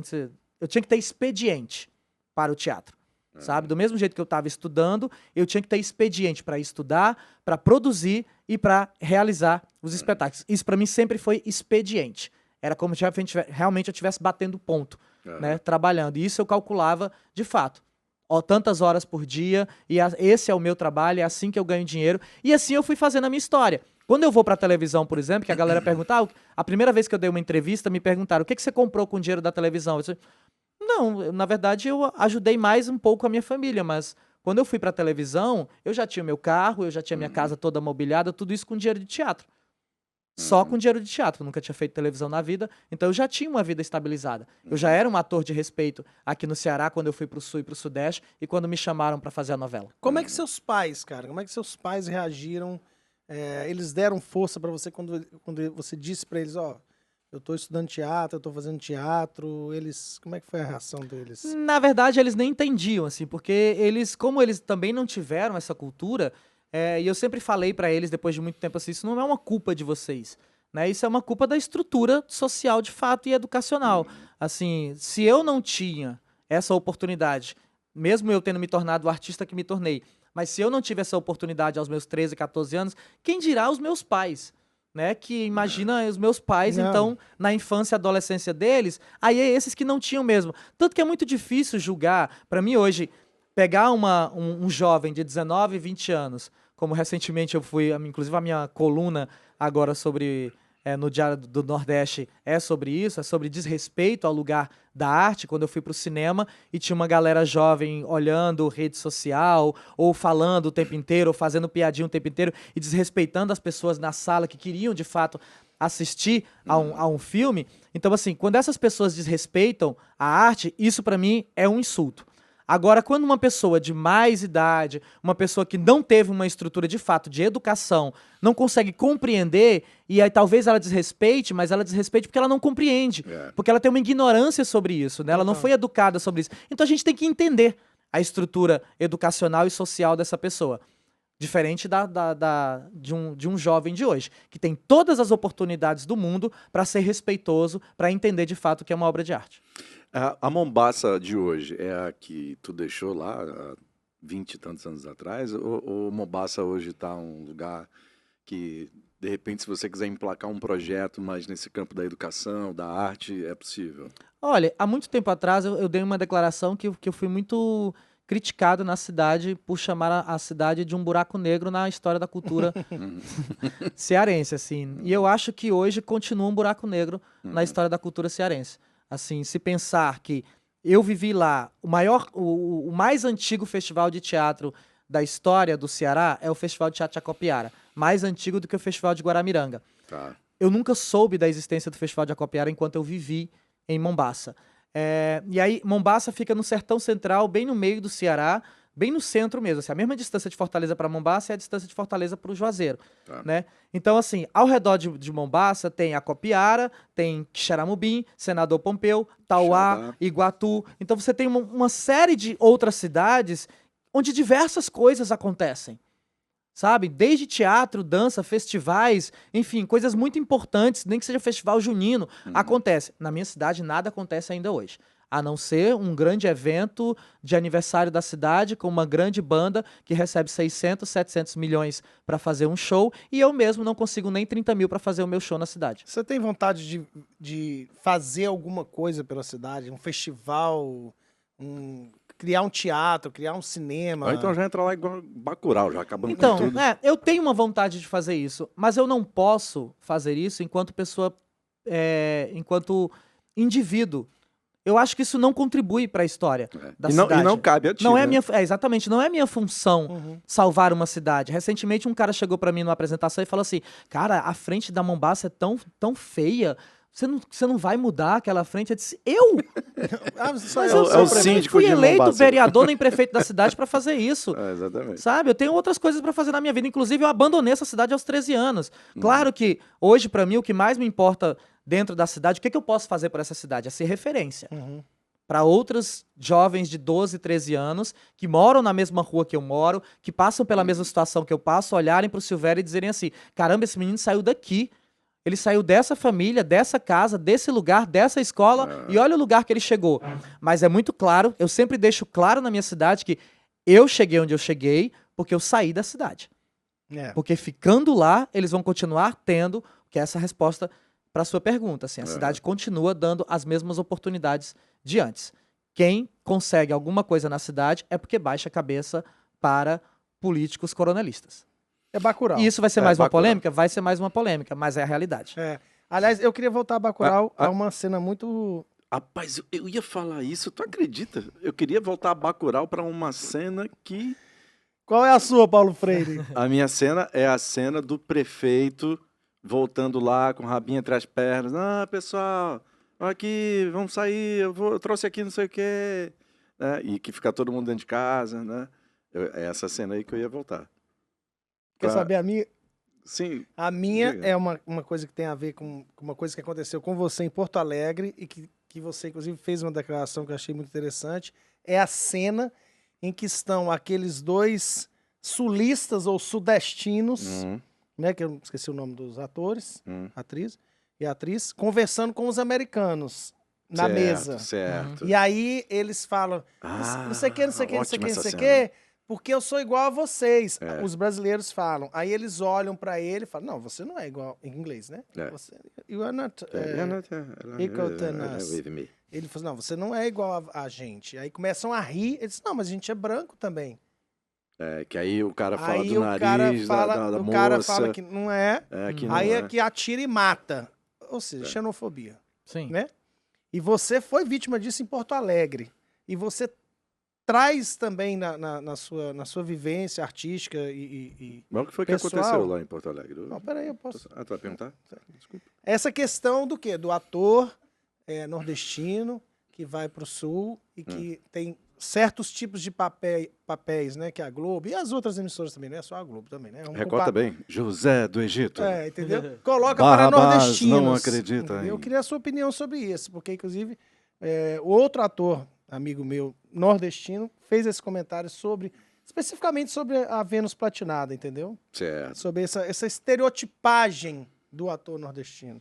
Na Eu tô verdade, vendo, é isso, assim, o Sul e o Sudeste ainda são muito xenofóbicos, de fato. A gente tem conseguido mudar essa estrutura, principalmente agora, assim, por exemplo, você vê a novela das 6, né, que é o Mar do Sertão, que é uma novela nordestina, com o maior número de nordestinos contratado, né, o que já é um grande avanço. Mas ainda assim, é um lugar que, de fato, se você fala diferente deles, você é criticado, você é olhado de uma maneira diferente, o mercado de trabalho te olha de uma maneira diferente. Mas o que eu posso falar sobre isso, eu sofri na pele em Porto Alegre. Porto Alegre, por ser o sul, é ainda mais xenofóbico ainda, assim, pior. sendo muito, muito sincero aqui, é extremamente xenofóbico. Eu tive que, inclusive, mudar sobre a maneira de falar, o meu sotaque, para poder ter um ambiente mais agradável para me relacionar com as pessoas lá. Obviamente que depois disso, essa brincadeira com o sotaque acabou me ajudando em uma série de outras coisas, como, por exemplo, na dicção. Porque, de fato, aqui no Ceará, aí eu vou ter que falar um pouco do nosso estado, porque, de fato, aqui no Ceará a gente engole muito alguns finais de palavra. Demais. Né? E principalmente quando você está dentro do teatro. Eu lembro uma coisa muito clara que eu falava numa peça, que era Tiago. Eu falava numa peça Tiago. Eu gosto mais de Tiago do que de teatro. Então, assim, quando você falava isso num teatro muito grande, parecia que você estava dizendo a mesma coisa. E aí, em Porto Alegre, por exemplo, você não fala teatro, você fala teatro. Então, quando eu fui fazer a peça de novo, que eu falei assim, eu gosto muito mais de teatro do que de Tiago. Então, assim, ficava muito mais claro. E aí eu fui entendendo isso e fui absorvendo isso pro meu bem, pra minha dicção, né, pro meu trabalho. E aí isso me ajudou bastante, assim, principalmente em uma série de coisas, como os S's, os R's e tal. Isso me ajudou bastante na minha dicção. Mas, eu acho que tem um outro ponto também a ser falado, se eu abandonei a minha cidade, que eu estava falando aqui, se eu abandonei a minha cidade aos 13 anos em busca de uma oportunidade, hoje eu também olho para trás e penso, eu abandonei um pouco o meu estado também em busca de oportunidade. Porque se a gente for pensar, é uma coisa que eu falo sempre, nos últimos 7 anos eu tenho vivido do audiovisual, mas eu não fiz coisas no Ceará. Eu não sou convidado para trabalhar no Ceará, no audiovisual. Não é convidado? Não. Que absurdo. Primeira vez que eu fiz um filme foi uma participação, a convite do Halder, no Bem-vindo a Quixeramobim. Então, assim, foi a primeira vez que eu fiz um trabalho de audiovisual no Ceará. No Ceará, né? Mas eu nunca fui convidado a fazer algum outro trabalho aqui. Então, assim, tudo que eu tenho feito, Bacurau foi fora, o De Repente Drag, o Serra Pelada, as novelas, enfim, e os outros 3, 4 filmes que eu fiz foram todos Rio, São Paulo, Pernambuco, Rio Grande do Norte, Maranhão, João Pessoa, mas nunca no Ceará. Então, assim, talvez se eu tivesse ficado no Ceará, eu nunca teria entrado no audiovisual mesmo. Então, eu também tenho que, de fato, ser sincero e agradecer ao fato de ter ido para o Sul e Sudeste, ter enfrentado essa xenofobia. Eu acho que tem uma coisa que, para mim, é a ideia de enfrentamento. Quando eu chego lá e as pessoas acham que eu moro no Rio e São Paulo, eu digo, não, eu continuo morando no Ceará. Fortaleza. Mesmo com todo esse problema que eu tô dizendo aqui de não ter espaço de trabalho aqui, eu não sou convidado, não sou chamado para trabalhar aqui, durante o ano todo, 12 meses, eu fico 10 meses fora e 2 meses dentro do Ceará. Mas eu faço questão de morar aqui, porque eu sou de uma geração, não só eu, mas eu, Irandi, sabe, somos de uma geração que diz que a gente pode continuar vivendo no nosso estado. O Irandi continua morando no Recife, eu continuo morando aqui no Ceará e a gente está trabalhando lá. Então, se precisar, a gente vai. Se não, a gente continua aqui. Mas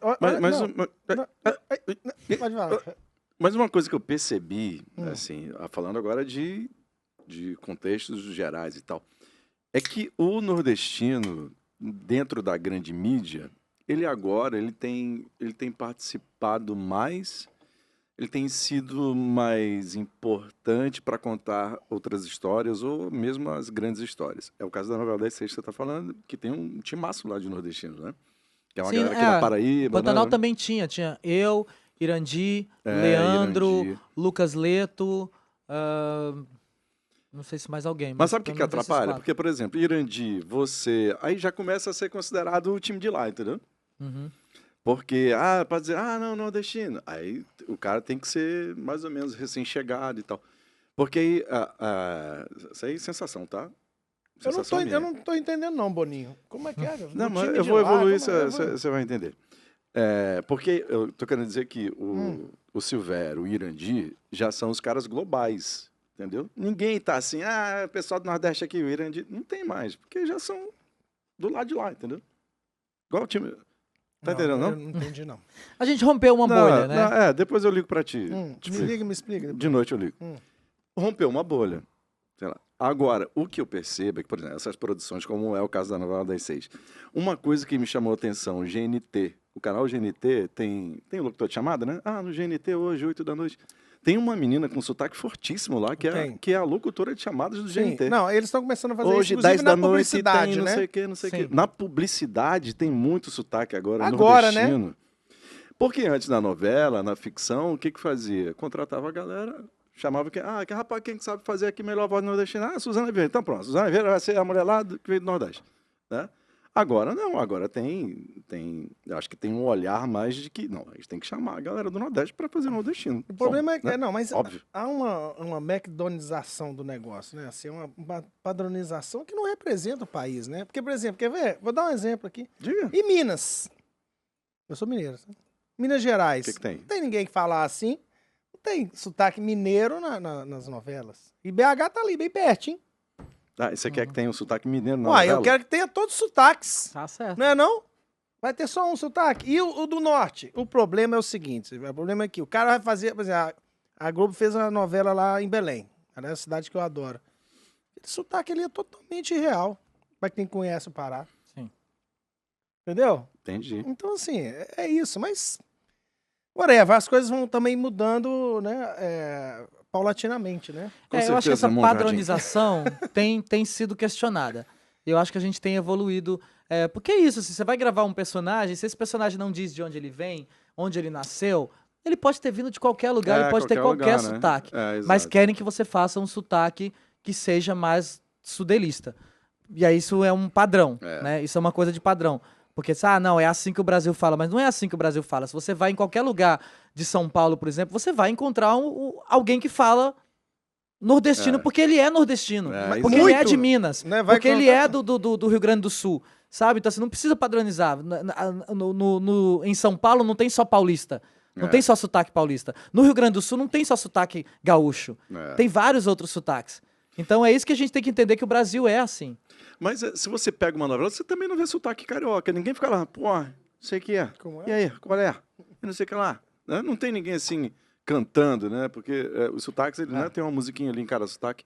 Né? Você não vê, assim, o carioca também não é representado, assim. Vamos colocar só Como é que é? Só na Pô, teledramaturgia. sai daí!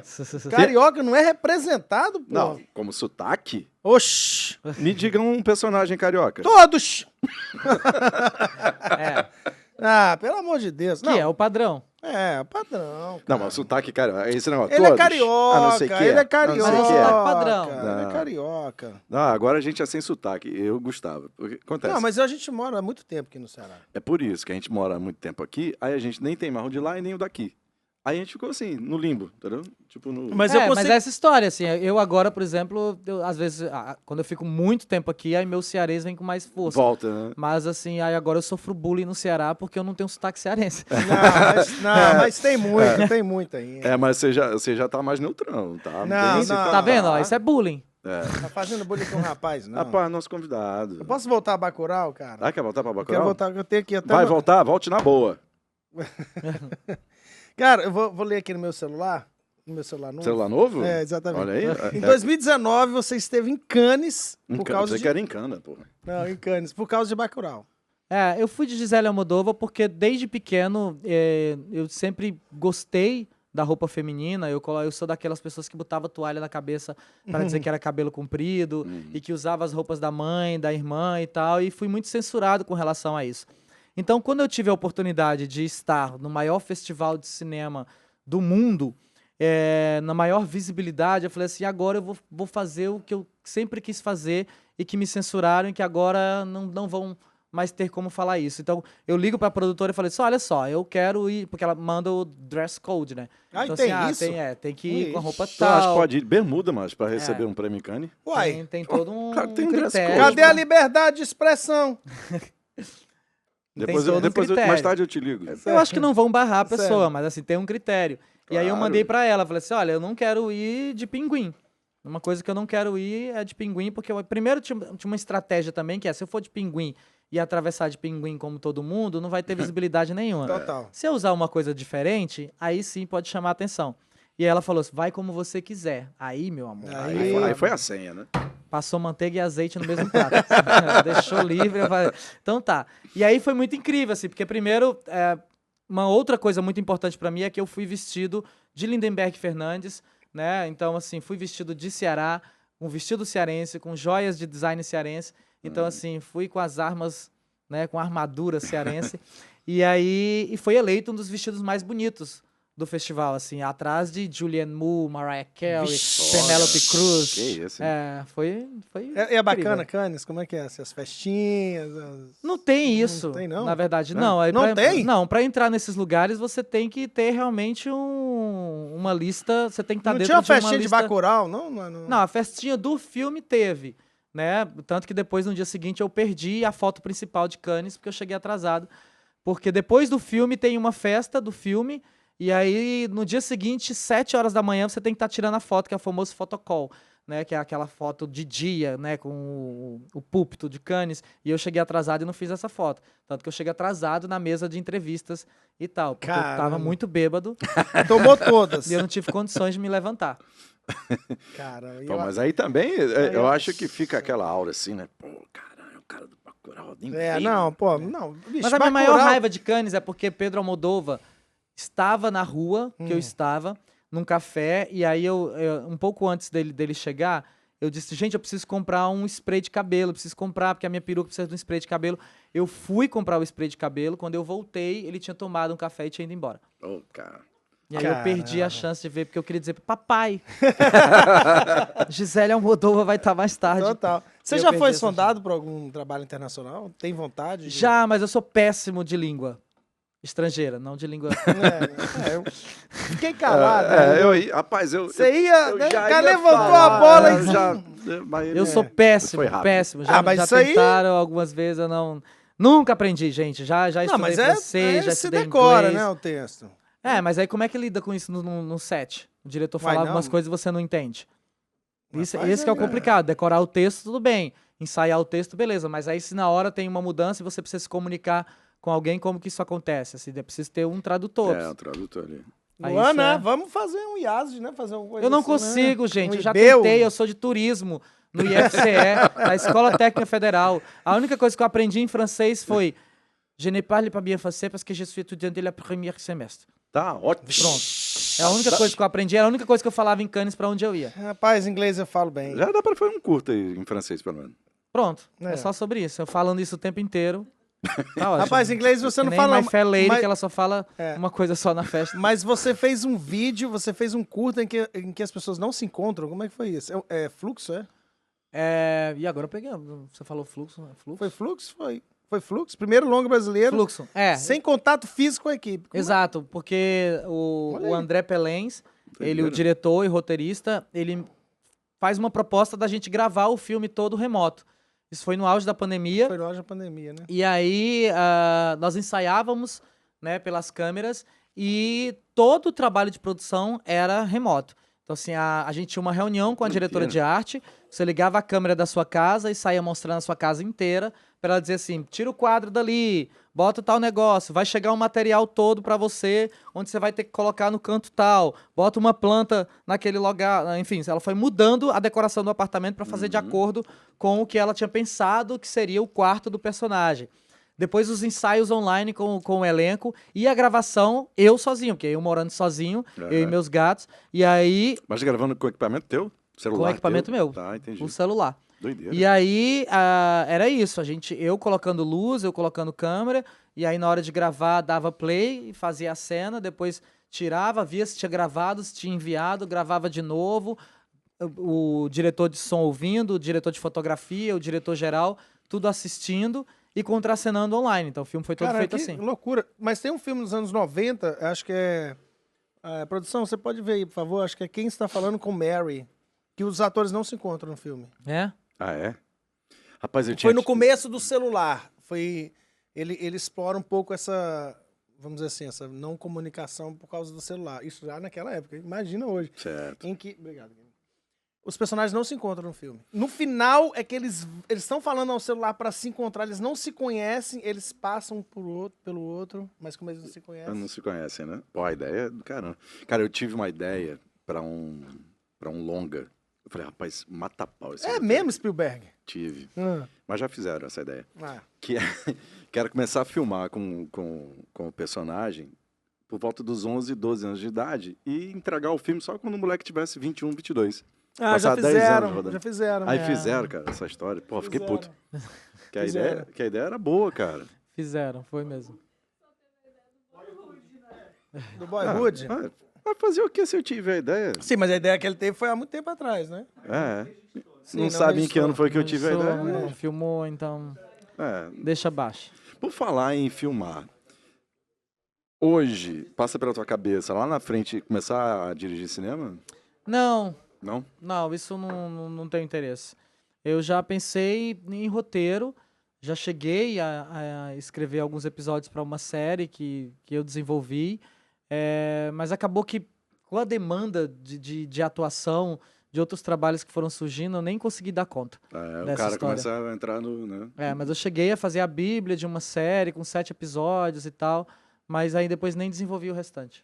Tá, porque é um caminho, sei lá, que poderia ser natural, né?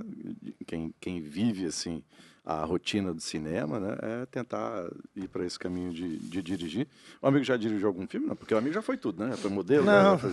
Não, eu né? só participei do vídeo. Já teve uma ideia boa igual a minha de fazer um filme autêntico, original, com personagem envelhecendo durante o filme? Não, cara, não. Nunca teve? Não, também, mas eu já fui figurante de um filme. Ah, foi? Foi, do Glauber, filme do Glauber. Do Glauber Filho, Do né? Glauber Filho, eu era o DJ, né? Na verdade, eu Certo. fiz a mim mesmo, né? Sabe que o Glauber Filho é concunhado dele, né? eu O que tava- explica a eu participação até, dele. Eu vou até ligar pra ele pra perguntar por que ele não convidou o Silvério, né? Mas, cara, Não, na verdade o Glauber convidou, sim. Ah, convidou? Não é o... Como é o nome do Glauber filme? Filho. Sim, mas qual é o nome do filme? Ele fez vários de temática espírita, né? Bate Coração. É, Ah, o Bate Bate Coração. Coração. Tem várias meninas travestidas, mas É verdade. esse eu tava fazendo a novela. Eu tava fazendo algum outro trabalho e eu não pude aceitar. Peraí, só um pouquinho. Como é? A diretora tá falando aqui. Eu não tô entendendo nada que você tá falando. Fala. Pode falar. Não, fale. O que é? Diz. Ah, a bichinha ficou vermelha, mas... E o que- Ah, e o que- só pra e o que que avisar, né? tem? E o que- Não, teve uma festa, né, no domínio...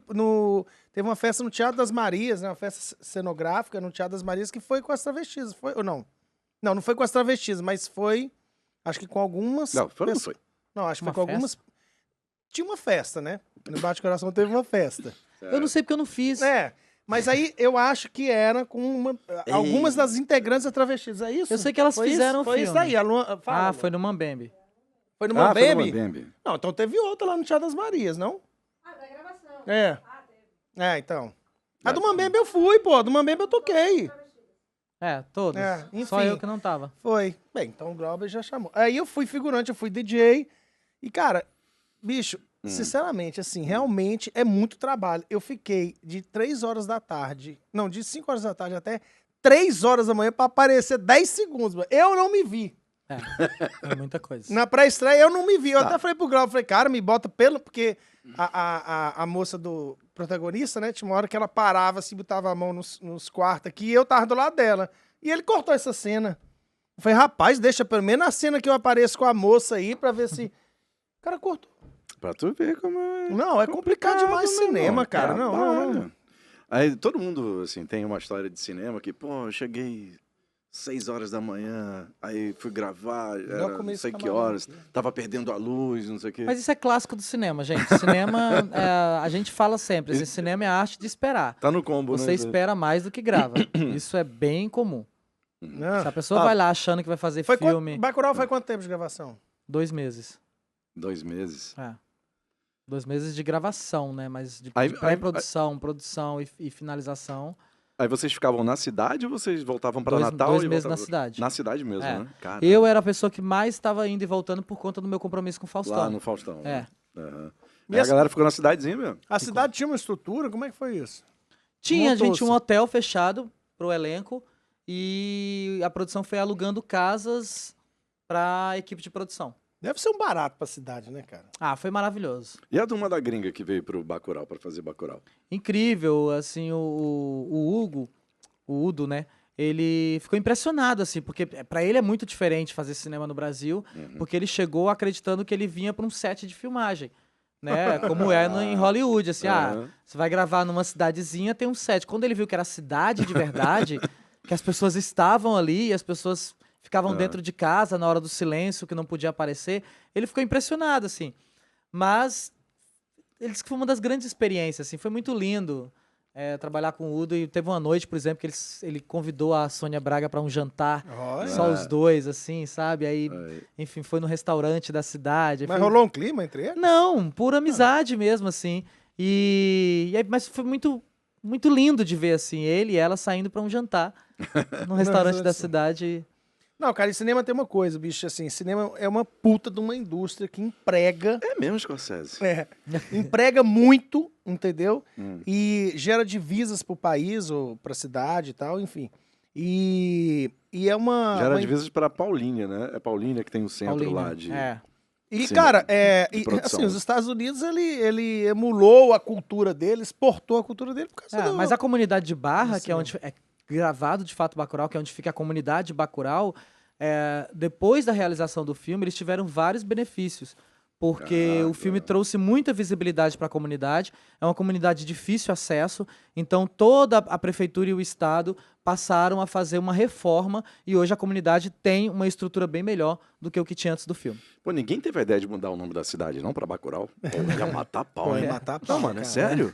Ia virar um ponto sei lá, de visita. Mas muita coisa permaneceu, assim, Do filme? o museu, a o maneira... museu tá lá? porque o museu é uma casa de uma senhora que foi Bicho. colocada colocaram as pedrinhas e tal para poder o nome do museu, essas coisas ficaram, então assim, a comunidade recebe visitações. A mancha né? de sangue na parede, não? Não sei se essa mancha de sangue ainda tá. Eu teria deixado. Eu Umas também. cabeças no canto da sala. Não, assim. cara, cinema é bom demais, cara. Cinema é bom... Tanto é que... Cara, eu acho que assim, acho que Nova York deve muito ao cinema, né? Eu quero conhecer Nova York por causa do cinema. Também. É Bloomberg. Mas Cara, por quê? porque... Rapaz, acha o isso? negócio é tão profissional que... não sei foi quem falou, mas tem séries que são gravadas no Canadá, mas como se fosse Nova Em York. Nova York, E Nova né? York tá nem aí. É. Não, o importante é que diga que é Nova York, entendeu? É porque tem coisas que são mais fáceis, de fato. Tem muita coisa, por exemplo, que é gravado... Manhãs de Setembro, por exemplo, da Amazon, é todo gravado no Uruguai. E não no Brasil. Só que são histórias que se passam no Brasil. Olha aí. Mas isso tem a ver por conta da cidade, da locação, que é mais tranquila, tem mais estrutura, facilita. Então tem muita coisa que é gravada em Vancouver por causa disso também. Chiquititas, não era na Argentina? Exatamente. Mas era fora, mas era produção nacional, né? Exato. É. Porque isso é mais barato também, né? Talvez, né? Também. Uma questão econômica, né? Eu lembro que eu vi aquele filme Polícia Federal, um filme aí, meio... sei lá em que ano foi aquilo. Aí era rodado aqui porque era falando do assalto ao Banco Sim, Central, sim. né? Aliás, acho que era Banco Central o nome do filme, sei lá. Assalto ao Banco Central. Tem muita coisa do Pantanal que foi gravada no Rio de Janeiro. Ah, Não, mas parte na de Projac? estúdio, né? Não só estúdio externo também. Ah, é? Muitas coisas Mas foram gravadas aonde? em fazendas do Rio. Ah, é? Pra gente que viveu o Pantanal era muito claro, assim, porque quando a gente olhava a vegetação de uma cena que era no Pantanal e uma cena que não foi gravada no Pantanal, a gente Batia o entendia olho e já imediatamente. sabia. Pantanal, por exemplo, não tem planícies, aliás, não tem planaltos. Então, assim, qualquer coisa que fosse uma vegetação mais alta, a gente já identificava. Aí não é o Pantanal. Pantanal é só, né? E aí, nesse filme, os caras, vamos atrás dos caras no aeroporto. Aí, indo pro aeroporto, pegando aqui a pista do Beach Park. Eu falei, o doido do aeroporto. Onde é que é o O aeroporto? Ceará, ali, por né? exemplo, é uma potência com relação a isso. O Bem-vindo a Total. Quixaramubim é um filme que fala sobre isso. Né? Tem uma cena do Bem-vindo a Quixaramubim que o Max Peterson e a Monique vão viajando pra dizer, se você quer gravar em Cuba, a gente tem assim. Você quer gravar Paris, tem aqui Sobral. Você quer gravar o deserto, tem as dunas, tem as falésias. Total. Então, assim, o Mangue, por exemplo, já dá pra dar a impressão de que é Tailândia. Então, assim, então tem essa estrutura no Ceará que muita gente vem gravar. Tem muita coisa bíblica que é gravada nas falésias aqui. Não sabia disso, não. Coisa bíblica, aquelas novelas lá? José do Egito. Exatamente. Essa mesmo. Muita coisa gravada aqui nas falésias aqui. Barrabás fica entregado com Moisés. E agora? É demais, né? Não. Entre... Cara, acho que a gente pode, né? Vamos... O quê? O que você quer? Ir pro caso ufológico? Sério? É. Tinha tanto pra conversar. Tem uma vinheta. Cara, pior que não, ó. Devia ter uma vinhetinha. Não, mas né? vai ter uma vinheta. Tem uma vinhetinha, né? A gente vai mandar fazer. O Germano cobrou 600 conto aí. Botar no centro de custo aí do... Rapaz, o almoço foi no centro de custo aqui, no centro de custo desse rapaz aqui. Certo. Vamos? Bora, vamos lá Pode? então. Partiu. Partiu. Ah, tem uma participação minha, né? Tem. Segura aí, peraí. Não, Rapaz, o que eu tô aqui entre o celular e o negócio aqui desse papel aqui. Porque a gente vai interpretar o caso. É uma radionovela. Ele vai narrar, vai contar a história. Olha, prepara isso aí. Aí tem imagens também. Tem imagem aí. Aquela lá não deu certo não, né? Eu falei, mas vocês nem... Mas tudo bem, vamos lá. Rapaz, olha, é o seguinte, Silvério, você já passou por algum caso ufológico? Já viu ET, disco voador? Não, gente, o único ET que eu já vi na minha vida é um que fica num posto de gasolina no Quixadá. Certo. Então, esse caso que eu vou... Esse caso que eu vou falar pra você teve início em Fortaleza. Presta atenção. Na madrugada do dia 8 de fevereiro de 82, os passageiros do voo 169 da VASP, que tinha partido de Fortaleza rumo a São Paulo, foram acordados pelo prestigioso comandante Gerson Maciel de Brito com o seguinte comunicado. Sou eu agora, né? Olá, senhoras e senhores passageiros. Aqui quem fala é o comandante Gerson Maciel de Brito. Daqui a pouco serviremos bolachas Maria, um suquinho de caju e também uma barrinha de cereal. No entanto, peço que observem à nossa direita, temos um objeto não identificado de grande luminosidade do lado esquerdo do nosso voo. Peço que afivelem os cintos pela atenção. Obrigado. Nesse instante, exatamente às 3h12 da manhã, da madrugada, quem dormia a bordo do Boeing 727 acordou sobressaltado. Uma das comissárias, emocionada, avisou quase aos gritos: tem um disco voador lá. Ei. Todos avançaram para as janelas do lado esquerdo e lá estava de fato o objeto luminoso. Esse rapaz aí? Segundo relatos, muitos passageiros abriram suas janelas para observar o maravilhoso fenômeno. Era, segundo alguns passageiros, luzes que mudavam de cor, seguiam o avião, ora se aproximando, ora se afastando. Eita. Todos estavam extasiados vendo aquele fenômeno, menos um passageiro. Que é o que estava com medo. Não, o cardeal arcebispo de Fortaleza, Dom Aloysio Loscheider, que estava no voo, mas teria dito à imprensa que preferiu deixar o disco voador para lá e dormir. Nós temos aqui, cara, eu trouxe, Silvério e Alexandre, um depoimento do próprio Gerson Maciel de Brito, que, aliás, cara, há que se parabenizar, porque são raras as vezes que comissários de bordo, aeromoças ou pilotos falam sobre isso. Principalmente nos anos 80, anos 80, 90, porque eles são, inclusive, orientados para não falar sobre isso. Muito embora esses avistamentos são muito comuns. Inclusive, eu tenho um amigo meu que é comissário de bordo de uma companhia que eu não posso dizer o nome, que ele disse que, cara, isso é muito comum. Isso é relatado, existe um relatório que eles fazem toda vez que acaba o voo, né? Você pode ter acesso, quem é da área, que isso aí é... Então nós vamos passar um trechinho, cara, porque esse documentário aí é longo, tem uns 15, 18 minutos também, eu vou ficar fazendo, né? Tem mais o que fazer da vida. Mas é só para você ver a pessoa mesmo que passou por isso. Certo. Dá para escutar o som, dá, né? A experiência em ufologia ocorreu há 15 anos, num voo que fazíamos de Fortaleza para São Paulo, escala no Galeão, Rio de Janeiro. Nossa decolagem foi às 2h da manhã, com tempo bom, em toda a rota. E após 1 hora de voo, mais ou menos sobre a cidade de Petrolina, no interior de Pernambuco, nós começamos a observar à esquerda do nosso avião um ponto de luz semelhante inicialmente a uns faróis de avião, como se um avião tivesse com os faróis acesos naquela região. De forma que, como é nosso propósito estar sempre monitorando o que existe dentro e fora do avião, nós ficamos observando, até então tentando determinar que curso tomaria aquele suposto avião com relação ao nosso tráfego. Porque ali é um entroncamento de aerovias, de tráficos que vêm da Europa para, no caso, o Brasil, Brasília e demais cidades, como também para toda a América do Sul.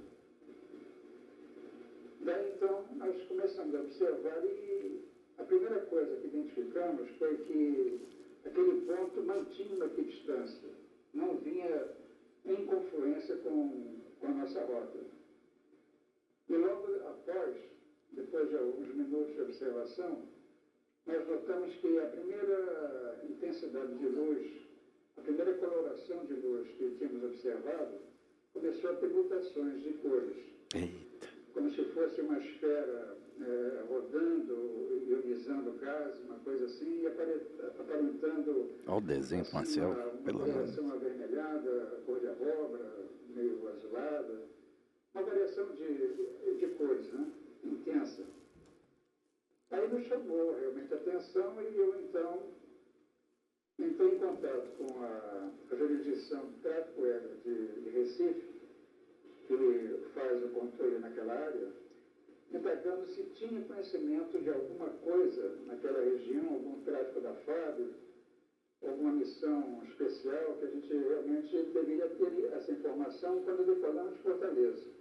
É normal para os tráficos que estão voando terem conhecimento de qualquer outra coisa que ocorra próximo ou na rota onde o tráfico está se deslocando. E o Recife nos respondeu que não tinha conhecimento de uma missão especial da FAB, e que desconhecia algum tráfico também voando naquela região.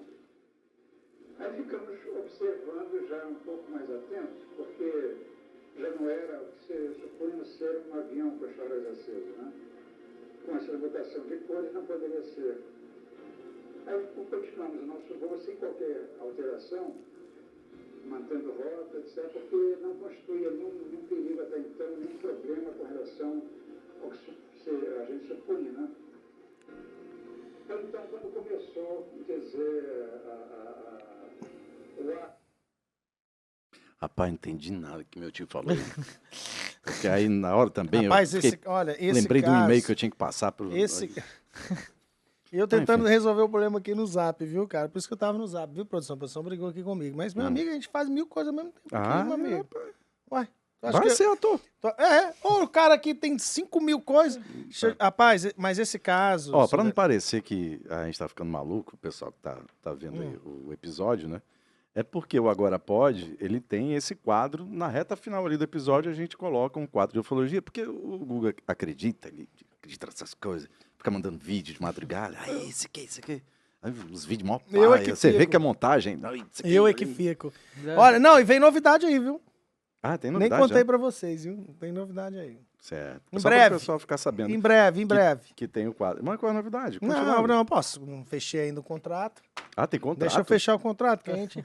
Mas esse caso é um dos casos mais importantes da ufologia. Inclusive, tem um físico muito famoso no Brasil, que tinha o cabelo bem branquinho. Einstein.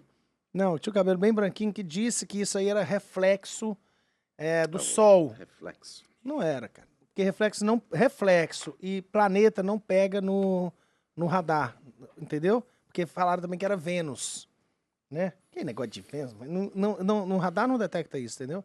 É porque era mesmo, entendeu? E Dom Luiz Loscheider não quis falar, né? Não quis falar, não. Rezou um Pai Nosso e pronto. Aí ficou Entendeu? por ali mesmo. É isso. Esse Certo. é o caso. De que ano é o caso? 82. 82. Tá vendo? O Prestou ano que eu atenção. nasci, por isso que eu... Vixe, já decorou. 82. Esse 80. caso é muito bom, cara. Quem quiser ver o caso no YouTube, bote lá. Caso do voo VASP 169. 169. Já voou de VASP? Você voou? Rapaz, eu acho que eu... Silvério não, mas... Não, o Transbrasil eu voei. Eu voei. Eu voei Varig, VASP e Transbrasil. É mesmo. O Transbrasil tinha até jantar. Tinha. Jantarzão. Maravilhoso. Né? Porcelana. Maravilhoso. Nossa, porcelana. Maravilhoso. Eu queria ter pego um caso relacionado ao mar. Entendeu? Porque eu sei que o nosso amigo tem medo de tubarão, e aí eu queria uma coisa assim, mas eu não consegui, entendeu? Ele falou que tem medo de tubarão, Tem rã medo e de tubarão. sapo, né? Rapaz, eu tenho problema Um com sapo. pavor de tubarão. Mas você gosta de filme de tubarão? Eu adoro filme de tubarão. Mas tem Eu pavor. adoro porque me dá vertigem. Eu gosto de assistir. Mas Deixa- como é isso? Eu gosto de ver, assim, eu gosto de sentir o medo, O medo não tá... mas saber que ele não vai me pegar. Deus que me livre. Mas eu morro de medo. Assim, eu sou dessas pessoas que mergulham no mar sabendo certeza que o tubarão vai me morder. Mas você vê um Rapaz, sapo nem- daqui nem pra aquela brinca. porta, já começa a me tremer todinho. É mesmo? A pressão cai. Rapaz, eu tenho um Do quê? amigo meu que Sapo. não... Ah, eu tenho um sapo amigo meu também. que não Tu gosta é de doido, sapo, cara. mas não gosta de não ficar no ambiente de... Eu não gosto de barata, mas, cara... Sapo eu sou assim também. Não, eu não. Sapo Tenho eu pavor. acho até Não, legal, sapo. Não, tem um Eu pavor não gosto de disso. barata, cara. Barata eu não gosto, não. Barata eu... Barata. Eu já travei, inclusive, verdadeiras batalhas épicas com barata. Não, cara, barata, Certo. velho. Aliás, aquele... Barata é complicado só quando ela voa, cara. Não, que aí realmente fica difícil você peraí, entender fale o que não. vai acontecer, né? Não, fala não. Aquele programa No Limite, né? Que o cara tem que comer umas baratas. Tudo bem que é uma barata meio Aquela gourmet, baratinha né? d'água, né? Não, é uma barata gourmet, uma barata grandona. Então... Cara, mas pelo amor de Deus, velho. Não, eu fui no Mionte, eu enfiei a mão, era cheio de besouro, na verdade. Não era barata. Era besouro. Besouro vivo. Tá na hora de encerrar, a produção tá falando. Cara, É? a gente nem falou Ok. da carreira dele como cantor, cara.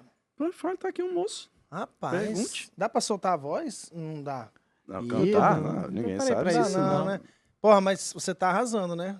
Cantando Belchior, né? Pô, então, assim, essa carreira de cantor, falando rapidamente, assim, começou por causa do Show dos Famosos, porque quando eu fui convidado pra fazer o Show dos Famosos, eu pensei, caramba, é uma grande oportunidade, assim, tá lá no Faustão, um programa de 3 meses, é um reality, que é uma coisa que eu já falei que eu gosto, mas eu não canto nada, e eu tava competindo com o Mumuzinho, Sandra de Sá, era só, Pô, só gente, né? só o Thiago Bravanel, Nayara Azevedo, então eu falei assim, tá, tô lascado, vai ser isso mesmo, mas eu fui vice-campeão Caramba. desse reality, cantando perdi o quê? por 2-10 cantando Edith Piaf.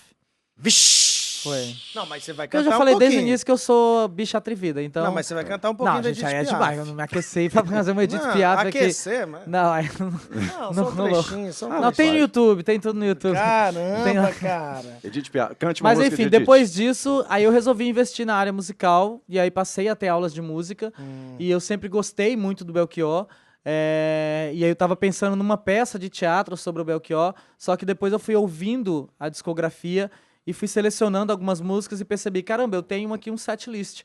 Eu acho que seria mais interessante fazer uma homenagem cantando as músicas. E aí investi nesse show que estreou ano passado, e foi um show que estreou super bem, assim, a gente fez 4 sessões aqui em Fortaleza, esgotadíssimas. Lá no Teatro assim. São Luís, né? Total, bicho, esgotadíssimo, Não, cara. deu pra Eu quem pedi- quis, foi uma Pedir confusão. a cortesia, não sei o que, não pode porque não sei o que, É. menino. E aí a gente foi pra São Paulo também com sessões esgotadas, e aí agora a gente começa 2023 com já mais de 16 shows agendados entre Nordeste e Sudeste, Caramba. e também com lançamento de música, assim, recentemente trabalhando aí com o Luquinhas da Bala Desejo, a gente tá lançando uma das músicas do massa. Belchior, que é o Como Nossos Pais, que a gente Cadê a lança em música? março. Não, a gente lança em março. Ah, mas já tem Tá, gravada. tá produzindo ainda. A gente terminou de Ah. produzir agora, de gravar, e aí a música tá em finalização. E aí em março a gente tá lançando, e na verdade o desejo é lançar um EP com pelo menos 6 músicas. Ah, manda pra gente, né, pra tocar. Eu vi uma apresentação tua de Sujeito de Sorte numa premiação. Mano. Na premiação do Muito cinema brasileiro, massa. e também no Serginho Groisman, né, que foi ali onde eu cantei pela primeira vez.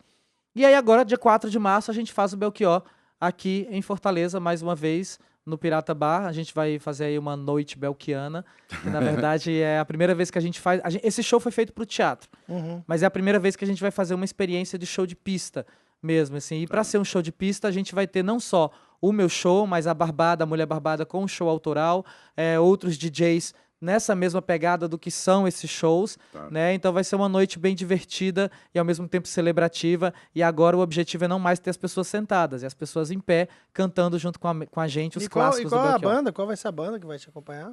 Então, é uma banda daqui, que é uma banda que foi formação a partir da Luana Caiubi, né? Que é a produtora do show. E aí a Luana fez uma formação com vários artistas, músicos incríveis aqui, em especial que 80% da banda é mulher. Então, assim, são de mulheres, e isso me deixa muito feliz, assim, porque é um ambiente que a gente vê muitos homens trabalhando, e a gente tem umas profissionais de música sensacionais, Total. sabe? E aí eu tô muito feliz com essa banda, e esse show é muito, muito emocionante. Pô, Márcio, Silvério, cara, a gente quer agradecer demais você ter vindo aqui, cara. Era uma vontade enorme nossa te receber aqui. Que bom que deu certo. Obrigado. Espero que você tenha gostado aí também do episódio, como a gente gostou. Maravilha, adorei. E esperava você voltar aqui numa outra oportunidade para falar de outras coisas e contar as novidades, né? Porque Total. é chão demais aí para caminhar. Total, tá de parabéns pela carreira, pela trajetória. Eu queria agradecer, cara, ele falou da Luana Caiubi e a Renata, porque, bicho, rapaz, não foi fácil não, viu? Eu vi, Rapaz, amigo faz uns perturbava 3 a Renata. meses que eu tô perturbando essas meninas aí. Pai, não tá dizendo, não, mas ele foi pro Rio, não, não, mas agora tá vestido. Rapaz, então, ó, palmas pra ela, viu? É As isso aí. meninas merecem, cara. Obrigado, meninas. O pessoal do backstage ali trabalhou Valendo, né? valendo. Não, e ele merece, cara. E você compartilha esse episódio no seu grupo de WhatsApp, no grupo do condomínio, dos amigos Pras de tia, né? infância, As tia. as tias, a família toda. Você Aquele compartilha post esse episódio pra ele. e recomende também o nosso canal para que as pessoas assinem e também ativem o sininho. Nos siga aí nas redes sociais, no Instagram, @PodeAgoraPode, TikTok, PodeAgoraPode, Facebook, PodeAgoraPode. E também no principal tocador de áudio que você gosta, e a gente vai estar lá com certeza. Não é isso, Gustavo? Falou tudo, cara. Então, beleza. Fim do episódio, galera. Obrigado. Um beijo pra vocês. Até Um o próximo. abraço. Tchau, tchau. Tchau!